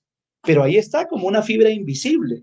Pero yo sí creo que podemos en la escuela, desde esa estética, la cual he querido llevarles, pensar en un cuerpo simbólico, sensible, un cuerpo intensivo, potente, un cuerpo que se reconozca desde el dolor, desde sus emociones, desde la ausencia, desde la poesía, desde sus fuerzas limitadas o desde su capacidad de anteponerse a la adversidad.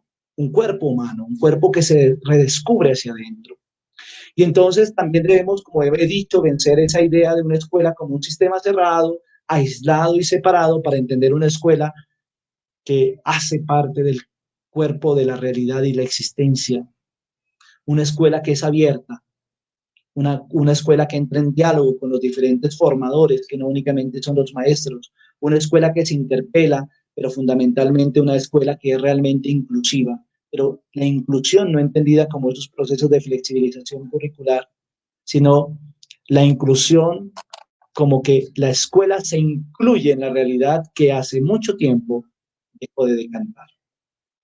Esa sería así, muy a grosso modo, estimado Emanuel y aquellos cibernatas que nos siguen aquí en Café Filo, algunas pinceladas para la utopía. Habría mucho más por andar, ¿no? Yo ando en este momento, precisamente esto que les acabo de compartir, hace parte de un texto que se llama El sinsentido de la existencia humana, sujeto y educación.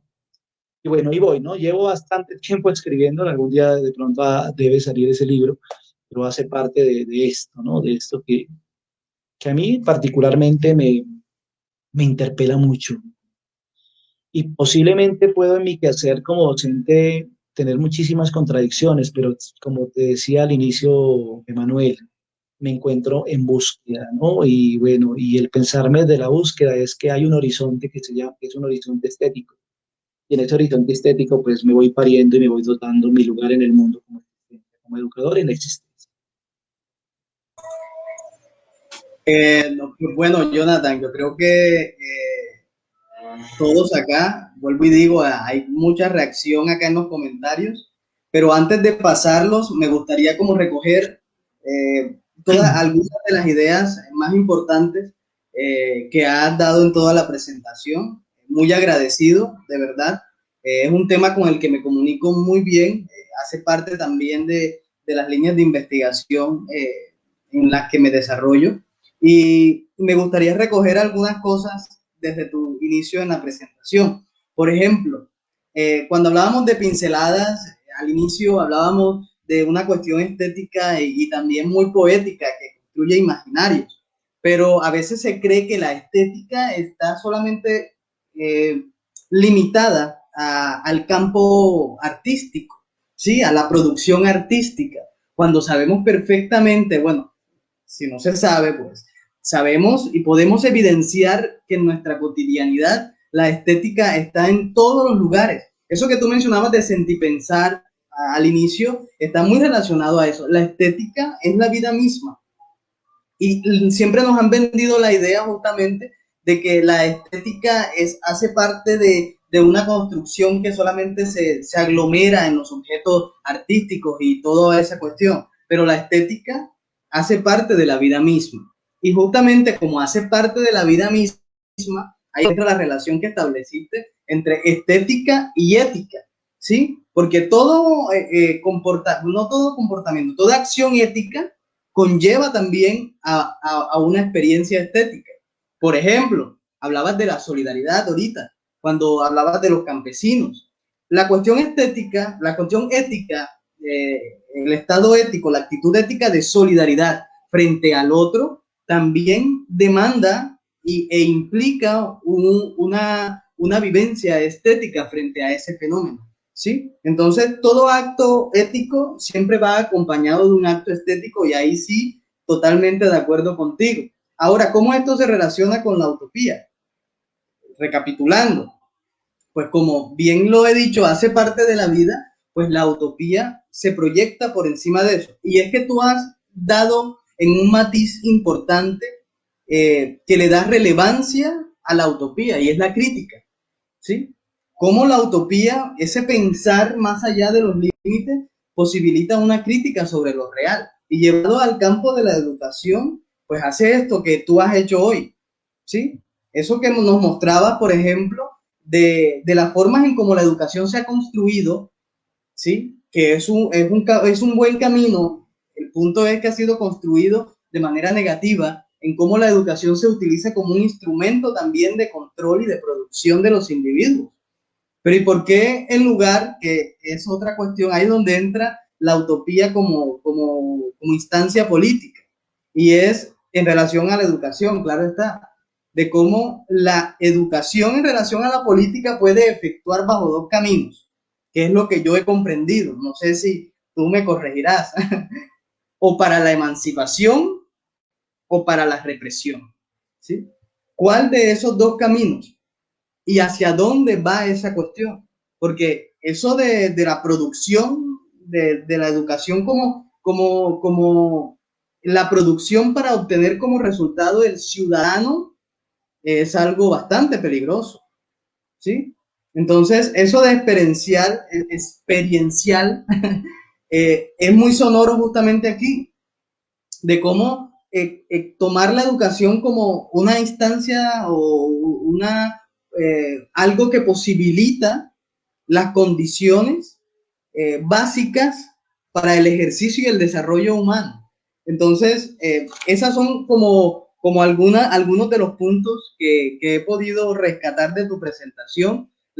El otro, por ejemplo, la importancia del otro, cómo podemos percibir el otro, y vuelvo otra vez al término de cómo la ética y la estética parecen hablar en un mismo lenguaje, ¿sí? De cómo todo acto ético de reconocimiento puede también implicar un acto tanto político como de la misma manera es estético, ¿sí? Como el reconocimiento del otro para ejemplificar y ponerle nombre a ese otro, como los campesinos, ¿cómo podemos pensar la educación, cómo podemos pensarnos a partir de la educación, como ese otro, ¿sí? Entonces, esas son como las cuestiones. Ahora, a mí me gustaría, Jonathan, que ampliaras un poquito la cuestión para mí, cómo pensar la utopía, ¿verdad? En relación a la educación y cómo es importante para la utopía el contexto, ¿sí? ¿Cómo podemos pensar la educación a partir de un contexto? Tú dices, Jonathan es investigador y también es especialista en estudios latinoamericanos culturales, ¿cierto? Es importante cómo podemos bajar, como tú lo dijiste en tu presentación, bajar todo esto a un contexto y construir a partir del contexto.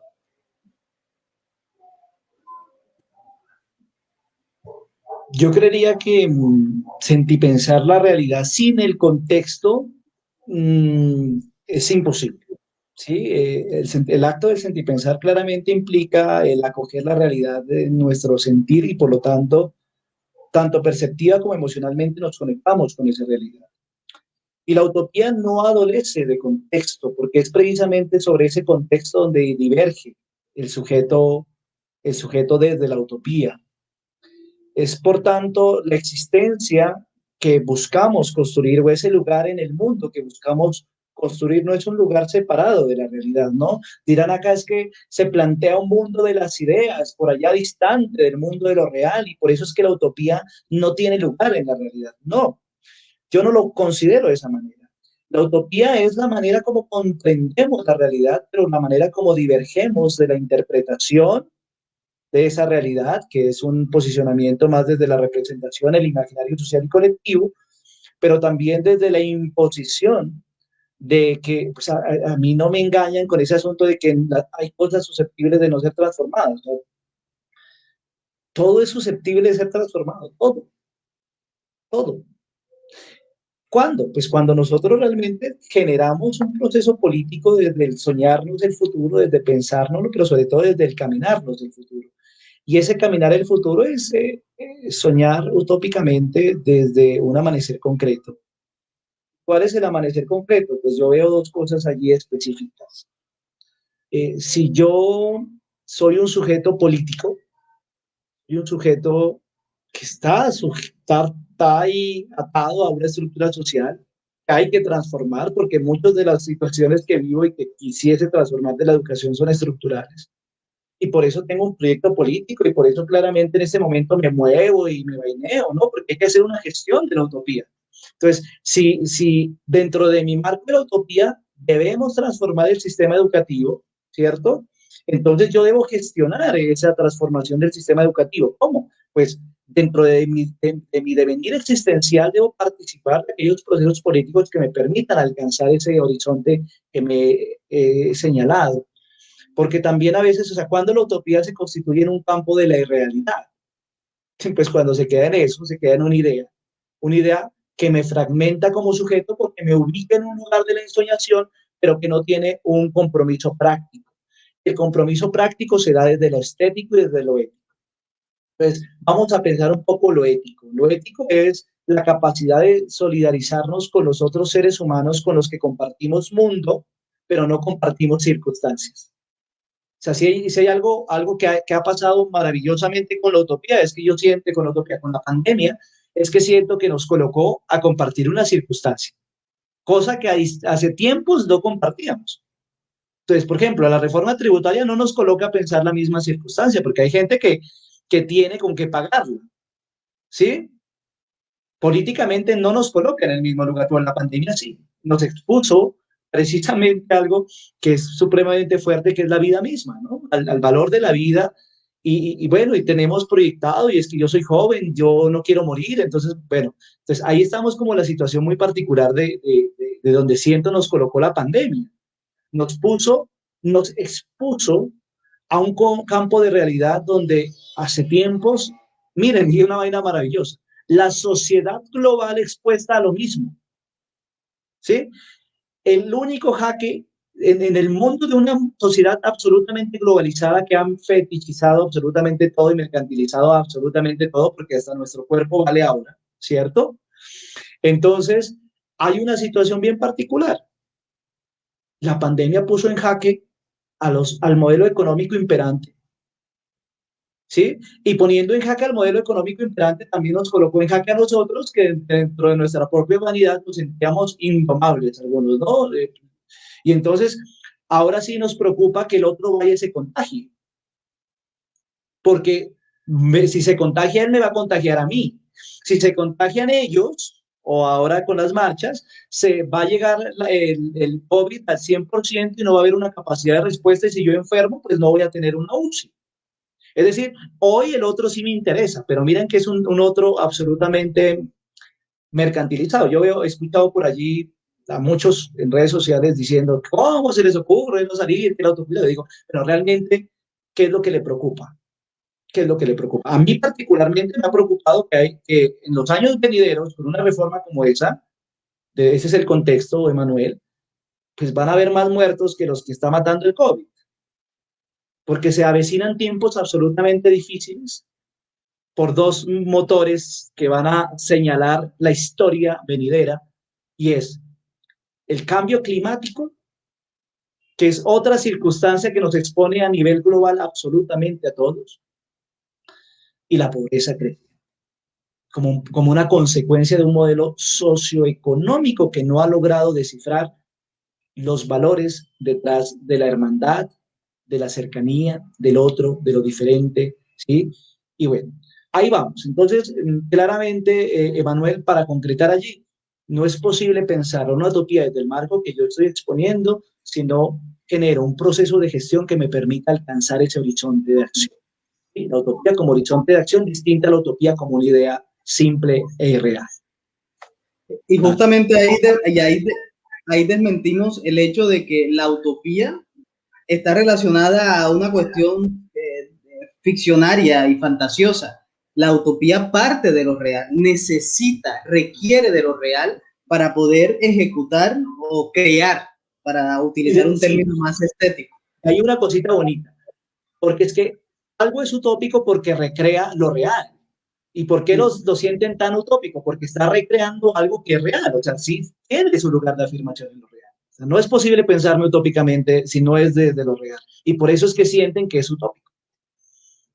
Es correcto. Pero bueno, ahora sí vamos a darle la palabra a nuestros asistentes, a los cuales Vale. agradecemos mucho su permanencia. a Café Filó. Entonces, por acá tenemos a Jesús Cavas, yo creo que ya había preguntado eso. ¿Cómo podemos afianzar la educación filosófica a partir de otras áreas del pensamiento a nivel escolar? Tengo ahí dos dilemas. El primero es que siento que la educación filosófica debe de construirse. ¿Qué hacían los filósofos? O sea, vámonos a cuál era el sentido originario de la filosofía, la reflexión. ¿Sí? ¿Y cuál es el sentido de la educación filosófica? El saber consolidado dentro de toda la historia de la filosofía. Entonces, no es que nos vayamos a las competencias curriculares de los colegios para que miremos que la educación filosófica es que el chico se sensibilice con la edad antigua, la edad moderna, la edad media y aprenda que eso dijo Kant, esto dijo Hegel, esto. Miércoles, o sea, digo, estamos enseñando cualquier cosa menos a filosofar, menos a reflexionar. ¿Y sobre qué debe reflexionar el individuo dentro de su educación filosófica? Sobre su realidad. Entonces empieza a sentir y pensar. Entonces la educación se constituye en un acto trascendente. Porque si hay algo valioso en la educación filosófica, es el ejercicio de situar al individuo, pero también es el ejercicio de situar a la escuela en el contexto real donde se está desempeñando el proceso educativo. Y miren que yo aquí tengo Jesús, yo tengo aquí una situación muy particular. Y es que siento que hay otras áreas curriculares que hacen mejor la tarea que los filósofos en la educación escolar. Hay otras áreas que se preocupan un poquito más por el aprender a pensar. Por ejemplo, he visto profesores de biología y de naturales situados en problemas de cambio climático y los llevan a los chicos a pensar experiencias ambientales. Ahí yo veo que hay un proceso reflexivo y ahí hay un proceso de educación filosófica. O sea, yo siento que ya lo están haciendo. Yo veo que hay un profe de ciencias sociales que en la coyuntura del paro empezó a hablar sobre la realidad y sobre la desigualdad política en este país. Ahí hay un proceso reflexivo, ¿sí? Porque no evoca la instrucción, sino la reflexión. Y desde esa perspectiva hay algo muy valioso. Entonces, la gran pregunta es, ¿qué hacen los filósofos? Yo he visto una vaina bien particular. A partir del realismo, explique por qué hay una reforma tributaria. Imagínense esa tarea para un niño de décimo. ¿Sí? Aplique el existencialismo heideggeriano para mirar por qué los chicos se entraron acá, al menos en mi ciudad, a la vivienda.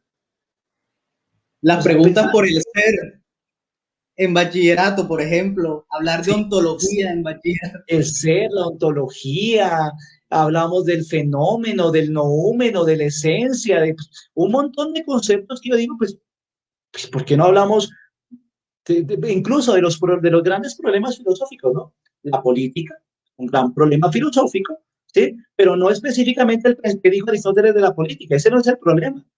Es la reflexión de la polis. O sea, pongámonos a pensar filosóficamente qué sucede en la realidad. Entonces, eso es lo que yo creería, Emanuel, frente a esa primera pregunta. O sea, creo que hay otras áreas que lo están haciendo mejor que la misma filosofía y que los filósofos y quienes formamos licenciados en filosofía y filósofos debemos repensar mucho cómo vamos a transferir el saber de la filosofía.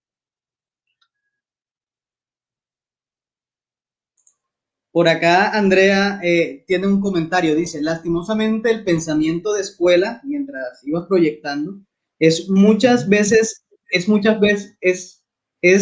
cuadriculado muchas veces, y pensar en la creatividad y gran imaginación para derrumbar esa clase de pensamientos. Gran reto desde la educación es desaprender para continuar soñando y haciendo realidades. Saludos. Por ahí comento. Estoy de acuerdo. Ese es el reto, si no desaprendemos los educadores que somos, somos el sujeto político de la educación. Jair.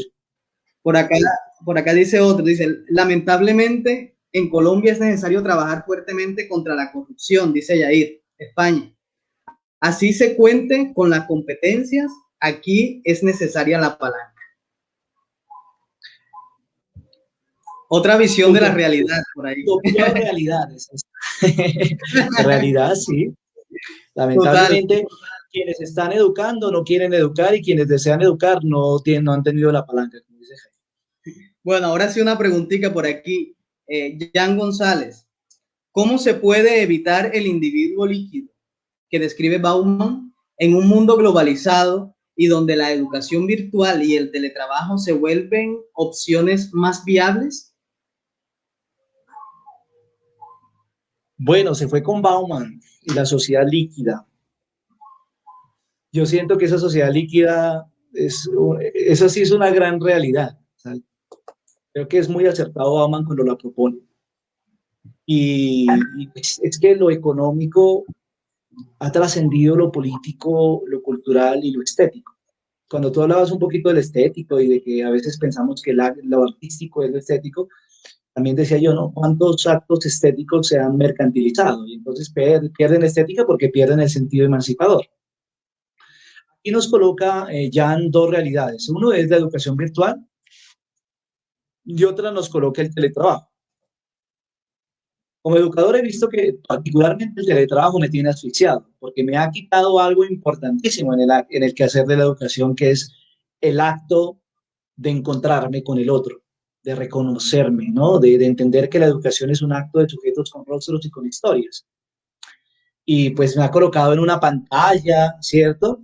Y ahorita, por ejemplo, cuando en muchos países del mundo se ha cuestionado el por qué no abrimos las escuelas, el por qué no abrimos la universidad, por ejemplo, yo he dicho, ayer lo dije, es muy particular porque aquí tenemos abiertos centros comerciales, canchas de fútbol, tenemos las calles, tenemos absolutamente todo abierto, pero eso sí, cerremos las escuelas y las universidades porque se contagia la gente. ¿Cómo así? Si la gente ya está por fuera, ¿cómo así que hay que mantener cerrado algo que nos permite socializarnos y superar? Es que, bueno, mi gran preocupación aquí, perdón que me salga el tema, es que la brecha educativa que teníamos en Colombia se está ensanchando progresivamente cada vez más.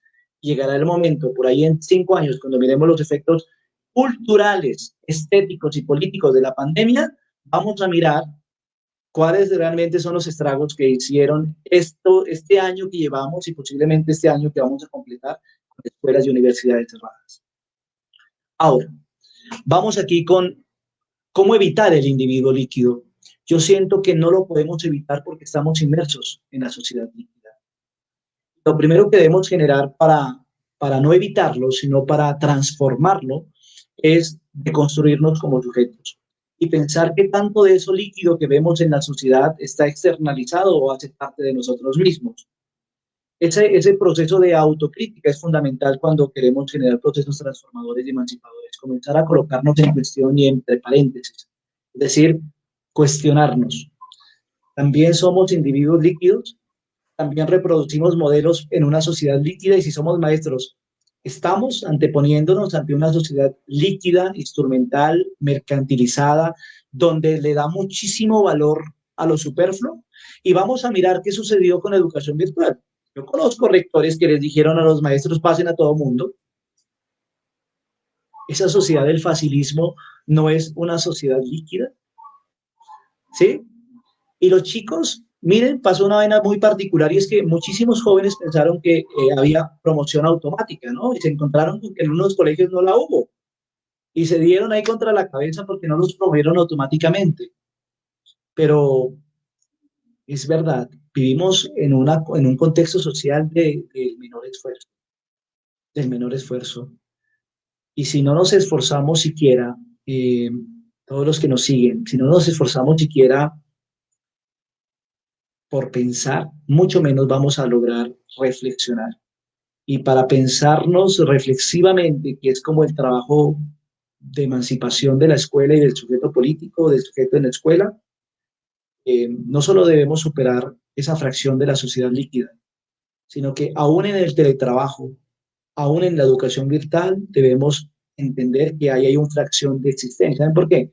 Porque hay un tiempo que no retorna. Hay un tiempo que no retorna. Y por ahí un filósofo en un texto que se llama Ser y Tiempo, hace absolutamente claro. El tiempo no retorna. Y si los seres humanos entendiéramos que lo que pasamos en el teletrabajo y lo que pasamos en la educación virtual no retorna, entonces le dotaríamos de sentido y por lo tanto le daríamos valor aún en esas circunstancias que hoy nos hacen proclives a una sociedad líquida. Bueno, dice, ¿cómo vivir la utopía desde la integración de saberes que posibiliten a estudiantes relacionar y aprender a formular preguntas en torno a distintos contextos sociales en un plano educativo? Yo creo que ese diálogo, al menos académicamente, el esfuerzo que ha tenido la interdisciplina y la transdisciplina es porque nos generemos preguntas.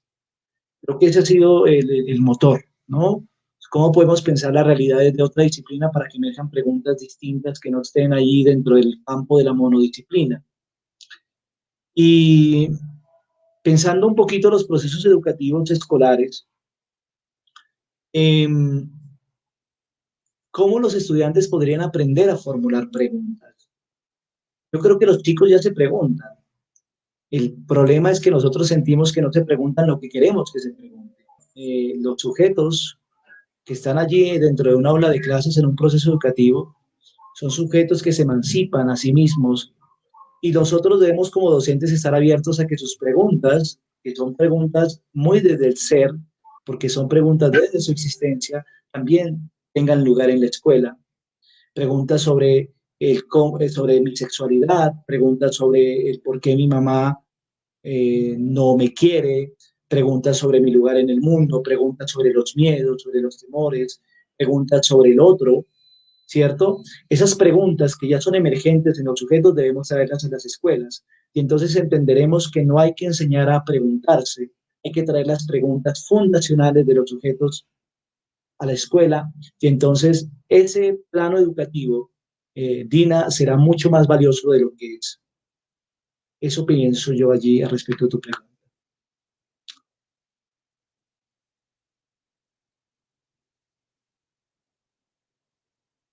Hola, Edith. Sí, sí, ahí he estado tentándome los ojitos el concepto de la distopía, pero siento yo particularmente que el pensarnos desde la distopía es pensarnos desde una alternativa desde lo real, ¿sí? Que le da lugar a la utopía. Me explico. Pensar las distopías es un constructo que se genera para que precisamente la utopía empiece a tener un marco de realidad desde la cual debemos comprendernos. Entonces estamos generando un convencionalismo conceptual, un concepto que básicamente no es la utopía irreal, sino es un concepto más desde lo real. Y por eso no he accedido a pensarme distópicamente, sino que me mantengo pensando utópicamente, para resistir un poco ese encuadre que implican los conceptos y para resistirme un poco a una sociedad que crea conceptos para explicar lo que quiere decir y que no reconfigura o resignifica aquellos conceptos mucho más clásicos que están allí, que dentro del horizonte poético, estético, político, se han mantenido y que los han mantenido al menos autores que yo valoro mucho y que se han convertido en mi cuna en términos de pensamiento. Y también me parece muy interesante lo que plantea sobre bueno, el autor que me propones allí y es Michel Foucault. Y creo que no sé realmente desde la perspectiva de una sociedad de control, ¿cierto? Que me saca de la sociedad de control más, el pensarme distópicamente o el pensarme utópicamente. Eh, Ahí voy en ese consenso, no lo he definido, creo que en el camino podré definir cuál se ajusta más, pero por ahora eh, me apasiona pensarme utópicamente. Sigue, Emanuel. Quiero pedir excusas, he tenido un poco de problemas con la conexión. Yo creo que esto es algo bastante habitual con todas estas cuestiones. Pero bueno, aquí estoy entre el vaivén que justamente señala la utopía. Dale, Eh, Emanuel. por acá, esta ya la leyeron, ¿todavía no la han leído? Sí, sí, ya está. Esa ¿Ya ya, está? bien. Sí. Por acá abajo, un momentito, por acá. Dice Gladys Merlano, dice, ¿qué piensas de la desinformación que posibilita las teorías de conspiración? Yo entiendo las teorías de la conspiración desde un marco de una sociedad de control, ¿no? Y entonces son reales, ¿no? Yo creo que esa perspectiva hitleriana se mantiene y en Colombia sí que la vivimos con mucha frecuencia. Una mentira repetida 1000 veces termina convertida en verdad. Y Ujú. ahora no es más que miramos la conspiración hecha práctica, ¿no? Cuando miramos que las marchas están infiltradas, que hubo caos en muchas ciudades, bueno, y que hay claramente una conspiración no desde únicamente de la idea mediatizada, porque en Colombia conspiran todos los días los medios de comunicación de una manera abominable, si hay una conspiración sistemática, sino que adicionalmente esa conspiración hace un pasaje a la práctica. Lo hemos visto aquí terriblemente, ¿no? El paramilitarismo es un encuadre práctico de una teoría de la conspiración estructural de esas mafias entre Estado y, bueno, y otro tipo de grupos al margen de la ley. Entonces, Merlano esa, hay una situación frente a la desinformación, creo que es lo que debemos superar. Los individuos, incluso, ¿por qué ha sido tan difícil el cambio histórico en nuestro país? Porque somos una sociedad altamente desinformada, pero yo no creo que seamos altamente desinformados. Somos una sociedad excesivamente informada con teorías conspirativas y por lo tanto la gente sí tiene mucha información. Precisamente tiene una información que no se corresponde con la realidad, pero la pregunta es, ¿qué está haciendo la escuela frente a esas teorías conspirativas? ¿Qué está haciendo la escuela? Y ¿qué hace la escuela? Sí, la escuela está enseñando álgebra, la escuela está enseñando realismo, materialismo histórico, la escuela está enseñando muchísimas cosas teóricas, pero no está hablando sobre la realidad y por lo tanto no se convierte en un escenario donde podamos deconstruir la conspiración para poder construir una sociedad de la información que nos permita pasar la página. Eso pensaría la Merlano esa. Hola, hola. Hola, Hola hola, a todos. cuéntame. Hola, te escuchamos. Jonathan, muy Dale. bueno. Oye, muchas gracias por esa presentación. Me encanta. La Merlano, esa soy yo, Gladys Ah, Merlano. dale. Dale, dale. Bueno, Emma está teniendo muchos problemas con internet, eso suele pasar. Bueno, estamos en una sociedad también que, a pesar de lo moderna, tiene sus limitaciones. Y pues para entrar en cómo se dice, en la virtualidad y en todo lo que implica los aparatos, la tecnología, o sea, estamos como un poquito desincronizados, no estamos en sincronía la realidad con la virtualidad. O no completamente. Yo quiero hacerte una pregunta. Todo este asunto de lo virtual, de la educación virtual, del hecho de que los jóvenes y los niños no puedan relacionarse físicamente, alteraría de alguna manera esas formas de relación que se pueden tejer, no solo pues con el barrio, como tú dices, que no se hace, sino entre ellos mismos, pues teniendo como mediador un docente que de repente esté implementando esto de hacer las cosas un poquito diferente, de poner la piedra al sistema, a lo que está sucediendo, y entonces decir, bueno, voy con el lazo de la irreverencia y vamos a educar a los niños como es.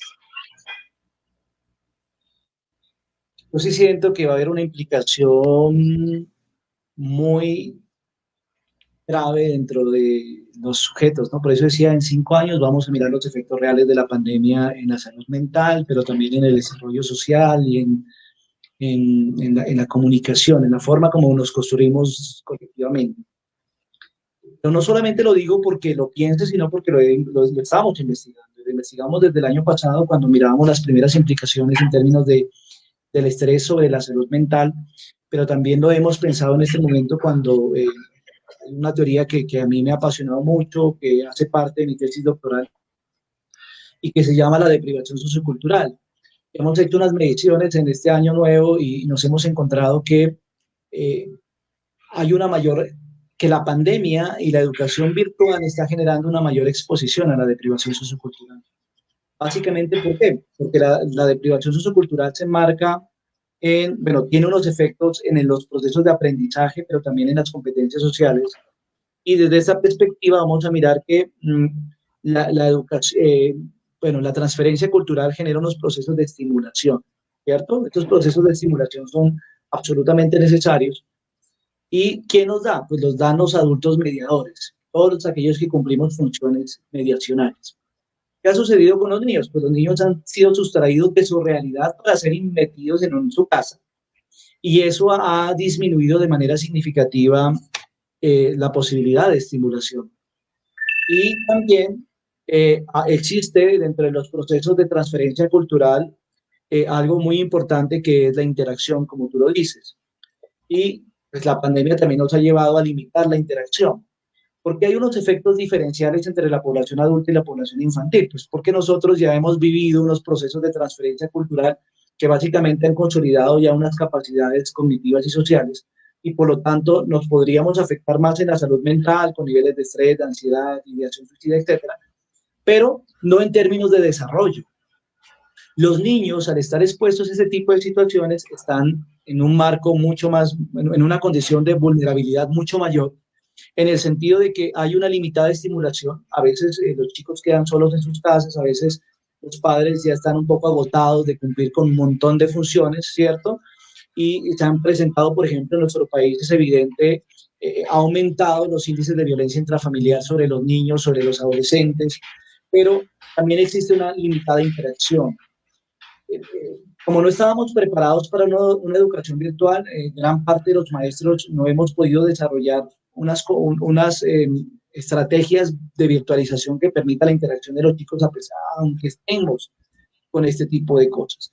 Y las interacciones que se mantienen son interacciones netamente jerárquicas, no un maestro que habla con los chicos a través de una pantalla, pero se pierde una interacción espontánea, que es el proceso de socialización, como aquel mecanismo de la cultura que le permite al individuo desarrollarse y desarrollarse desde su perspectiva de comunicación, pero también de comunalidad.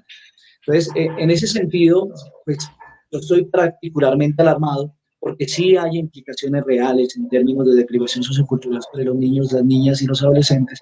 Es por eso que es urgente que el Estado colombiano se comprometa realmente con las vacunas, pero adicionalmente que podamos volver de manera segura y de manera progresiva a las aulas.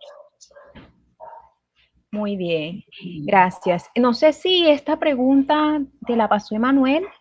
Muchos filósofos utilizan lenguaje, un lenguaje difícil de comprender, de hecho no es para todos, y eso es una forma de exclusión. Pero no solo los filósofos. Yo creería que la filosofía, bueno, hasta la edad moderna, ya en la época contemporánea, miramos por allí algunos pensadores emergentes muy interesantes.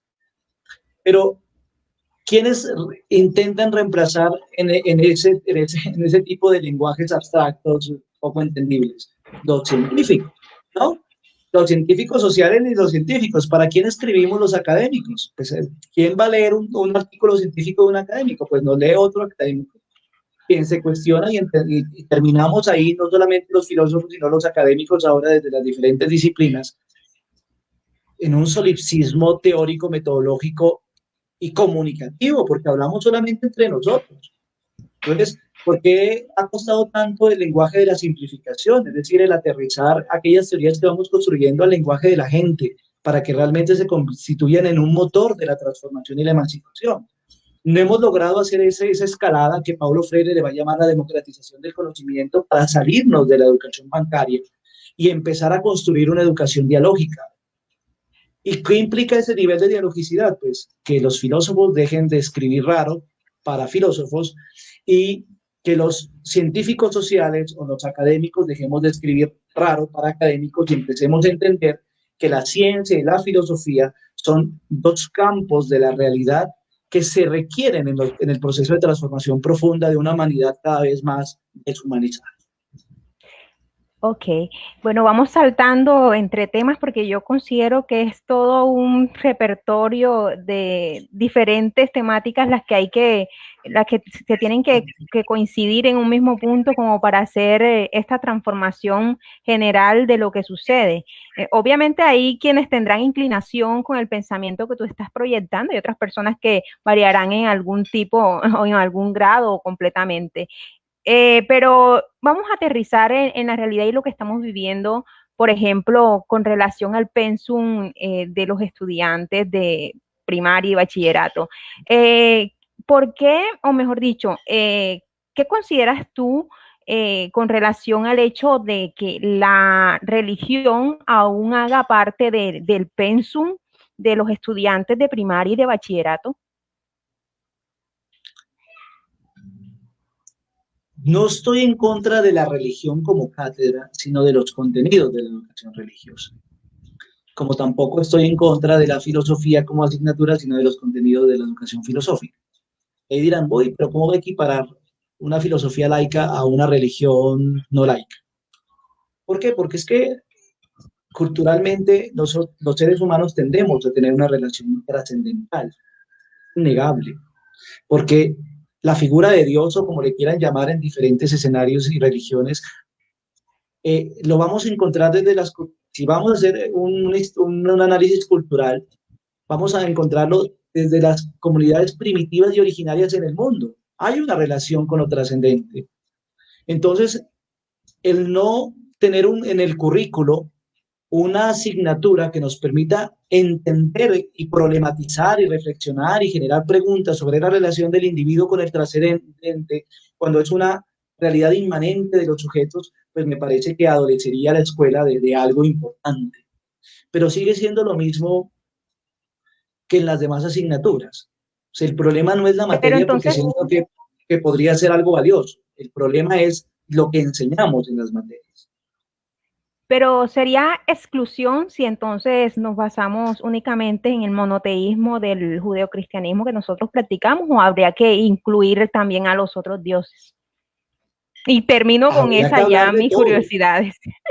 los buenos y los malos, porque aquí nos enseñan solamente los que moralmente son buenos, pero hay que hablar también de los que socialmente se han acuñado como los malos, y eso hace parte de la experiencia religiosa, y hace parte pues que a veces hay una vaina muy particular en términos educativos, y es que intentamos que los chicos no hablen de algunos temas porque nos parecen moralmente incorrectos.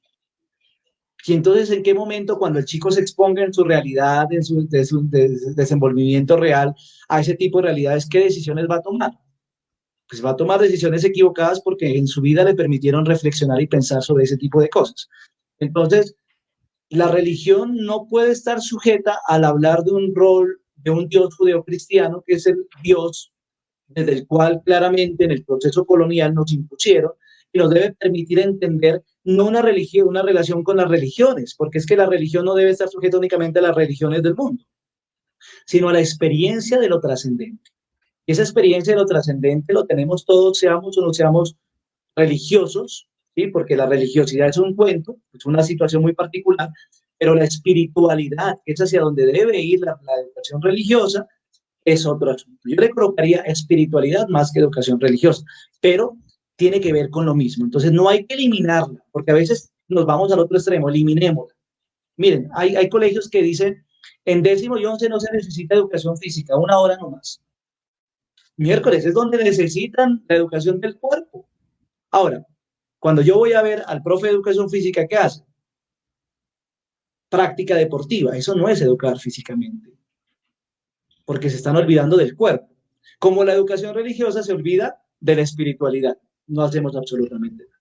Entonces el problema sigue siendo lo mismo. No es un problema de la asignatura, sino de los contenidos que enseñamos. Yo creo que aquí para volver otra vez a la conversación, Me despido, gracias, chao. La cuestión de los universales, por ejemplo, es aquí importante, lo que acabas de decir. O sea, ir de un extremo a otro no tiene ningún sentido. La idea es justamente cómo la educación, desde como yo la entiendo, cómo la educación puede permitir unas libertades para poder engranar socialmente. Y aquí sí voy por los lados del anarquismo, por ejemplo, desde la propuesta política anarquista, desde cómo podemos entender la educación desde el anarquismo. Pues desde el goce y el permitir las libertades en el desarrollo humano. Y es bien lo que tú dices, no hay que confundir religión con espiritualidad. la espiritualidad justamente es esa conexión con el afuera.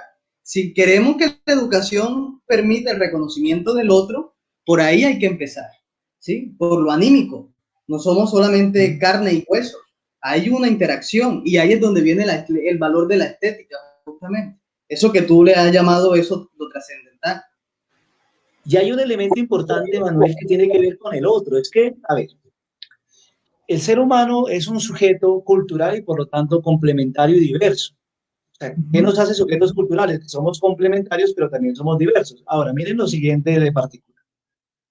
Aquellos que no gustan de Dios exigen que eliminemos la religión, ¿cierto? Y aquellos que gustan de Dios exigen que mantengamos la religión. Y terminamos ahí en una discusión absolutamente infructuosa que no transforma la educación. Lo que deberían decir aquellos que no gustan de la religión no es que se elimine algo, es que se le cambie el sentido a ese algo. Entonces, que deje de el problema ser... no es tanto de la experiencia, sino de la forma como desarrollamos la experiencia. Pero el problema es más grande. El problema es que la educación ya no tiene ya no es una experiencia, ¿sí? Es una situación, es una condición. Y mientras la educación no sea una experiencia, entonces pierde y adolece de trascendencia. Y si se adolece de trascendencia, entonces los sujetos que nos educamos y que educamos vamos perdiendo de manera sustantiva nuestra existencia. Ese es el meollo de eso. Sí, eso que acaba con lo que parece hasta una conclusión, me gustaría retomarlo, y es como la educación como experiencia humana, ¿sí? Que es justamente como el resultado de tu presentación acá, de cómo la educación puede transformar la realidad a partir de la vivencia de nuevas experiencias, ¿sí?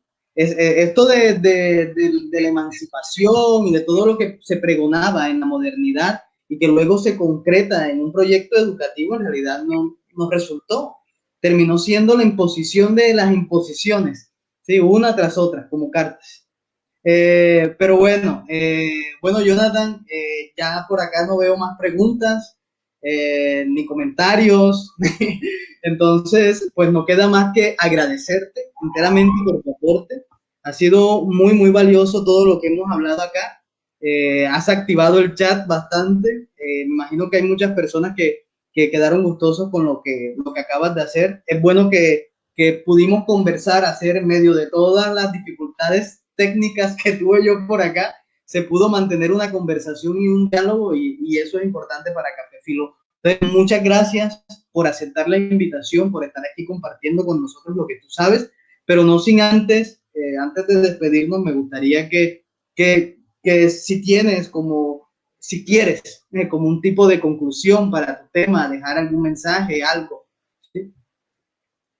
Bueno, primero, el primer mensaje, bueno, creo que lo voy a dar en clave de las 3 palabras que más se han problematizado aquí, ¿no? Se problematizó mucho la palabra utopía. Creo que la invitación desde mi utopía es a que cada ser humano busque divergentemente sentido de su existencia desde algo que lo mueva. Que todos los seres humanos, para trascender, debemos buscar un horizonte de acción que nos permita movernos. Algunos en psicología le llaman a eso proyecto de vida. A mí me parece que un proyecto de vida es muy cuadriculado y poco dialogante con las realidades que vivimos. Yo le llamo más la disposición existencial a abandonar la zona de confort. Y para abandonar la zona de confort debemos de dejar de pensar, como históricamente nos han enseñado a pensar. La segunda cosa es la educación desde una experiencia humana. La educación como experiencia humana es reflexiva, pero también es vivencial. La educación como una experiencia humana es mi introyecto desde mi propia realidad, mi ser, pero también es un otro desde el ser. Pero una educación experiencialmente humana debe llevarnos a eliminar las formas, los lenguajes, las prácticas, las hegemonías históricas desde las cuales hemos comprendido el hecho educativo. Y por lo tanto, las claves para pensar una educación y para transformar lo estructural de la educación están en cada uno de nosotros cuando nos reconozcamos a sí mismos como educadores. El educador no es el maestro que está en las escuelas transfiriendo un saber. El educador es el el sujeto que con su saber transforma su realidad y enseña, comunica y transforma y teje y hila, ¿cierto? Entonces, sigamos hilando. Ahí están puntos de encuentro, desencuentro. Siempre que hablo, nunca busco convencer a nadie. Busco que ese otro aprenda a generar una divergencia frente a mi proposición. Y entonces, si alguien se controvierte, si alguien piensa distinto a mí, entonces ese alguien ha pensado. Y ese alguien que se piensa está dotando de existencia. Esa es la finalidad de la educación. Por lo tanto, el haber conversado, Emanuel, ha sido un acto educativo, un acto que posibilita precisamente esas divergencias. En mi caso particular, me permite seguir caminando mi utopía. Esa utopía que dice que mi palabra tiene una capacidad creadora. ¿Por qué? Porque evoca. Y no porque, y evocar implica que no busco sujetos que piensen como, que busco sujetos que piensen como ellos. Y para ello debo colocar conceptos como la utopía que sean tan controvertidos para que ellos digan, uy, no, yo lo pienso desde la distopía. Y eso le da sentido a la educación. Gracias pues a Café Filó, a ustedes en la Universidad del Atlántico, allá en Barranquilla, saludos pues para todos los que estuvieron, a aquellos que también me siguieron desde acá, desde mi terruño, desde el sur, en Nariño, y que también se han sumado y han conocido esa experiencia de Café Filo. Ahí seguimos claramente encontrándonos y desencontrándonos, pero una cosita para finalizar. Bueno, ya Abajo la reforma tributaria. Y listo. que valga la pena la cuña acá. Claro, total. Que valga la cuña, sí, señor. Yo creo que todos aquí estamos de acuerdo con eso justamente. Bueno, ya Jonathan lo ha dicho, hay mucho por lo que hacer, hay mucho por lo cual trabajar, así que continuemos en este proceso de aprendizaje y de aprender y desaprender, de construir y de construir también, que es un proceso que no se acaba nunca. Entonces, bueno, gracias Jonathan vuelvo y digo, por aceptar nuestra invitación y por compartir con nosotros. Y bueno, a todos nuestros asistentes, los que se han quedado hasta ahora, pues síganos en nuestras redes, aparecemos como Café Filó Barranquilla. Recuerden que pueden conectarse con nosotros todos los últimos jueves de cada mes. El próximo mes, en el mes de mayo, vamos a estar hablando sobre cultura para la paz y conflictos armados y cultura para la paz en Colombia. Nos va a estar acompañando el historiador Alejandro Blanco. Entonces, quédense con nosotros, síganos en nuestras redes sociales para que estén pendientes a eso. Entonces, bueno, no siendo más, que tengan una feliz noche, gracias y nos vemos en la próxima ocasión. Nos vemos, bendiciones.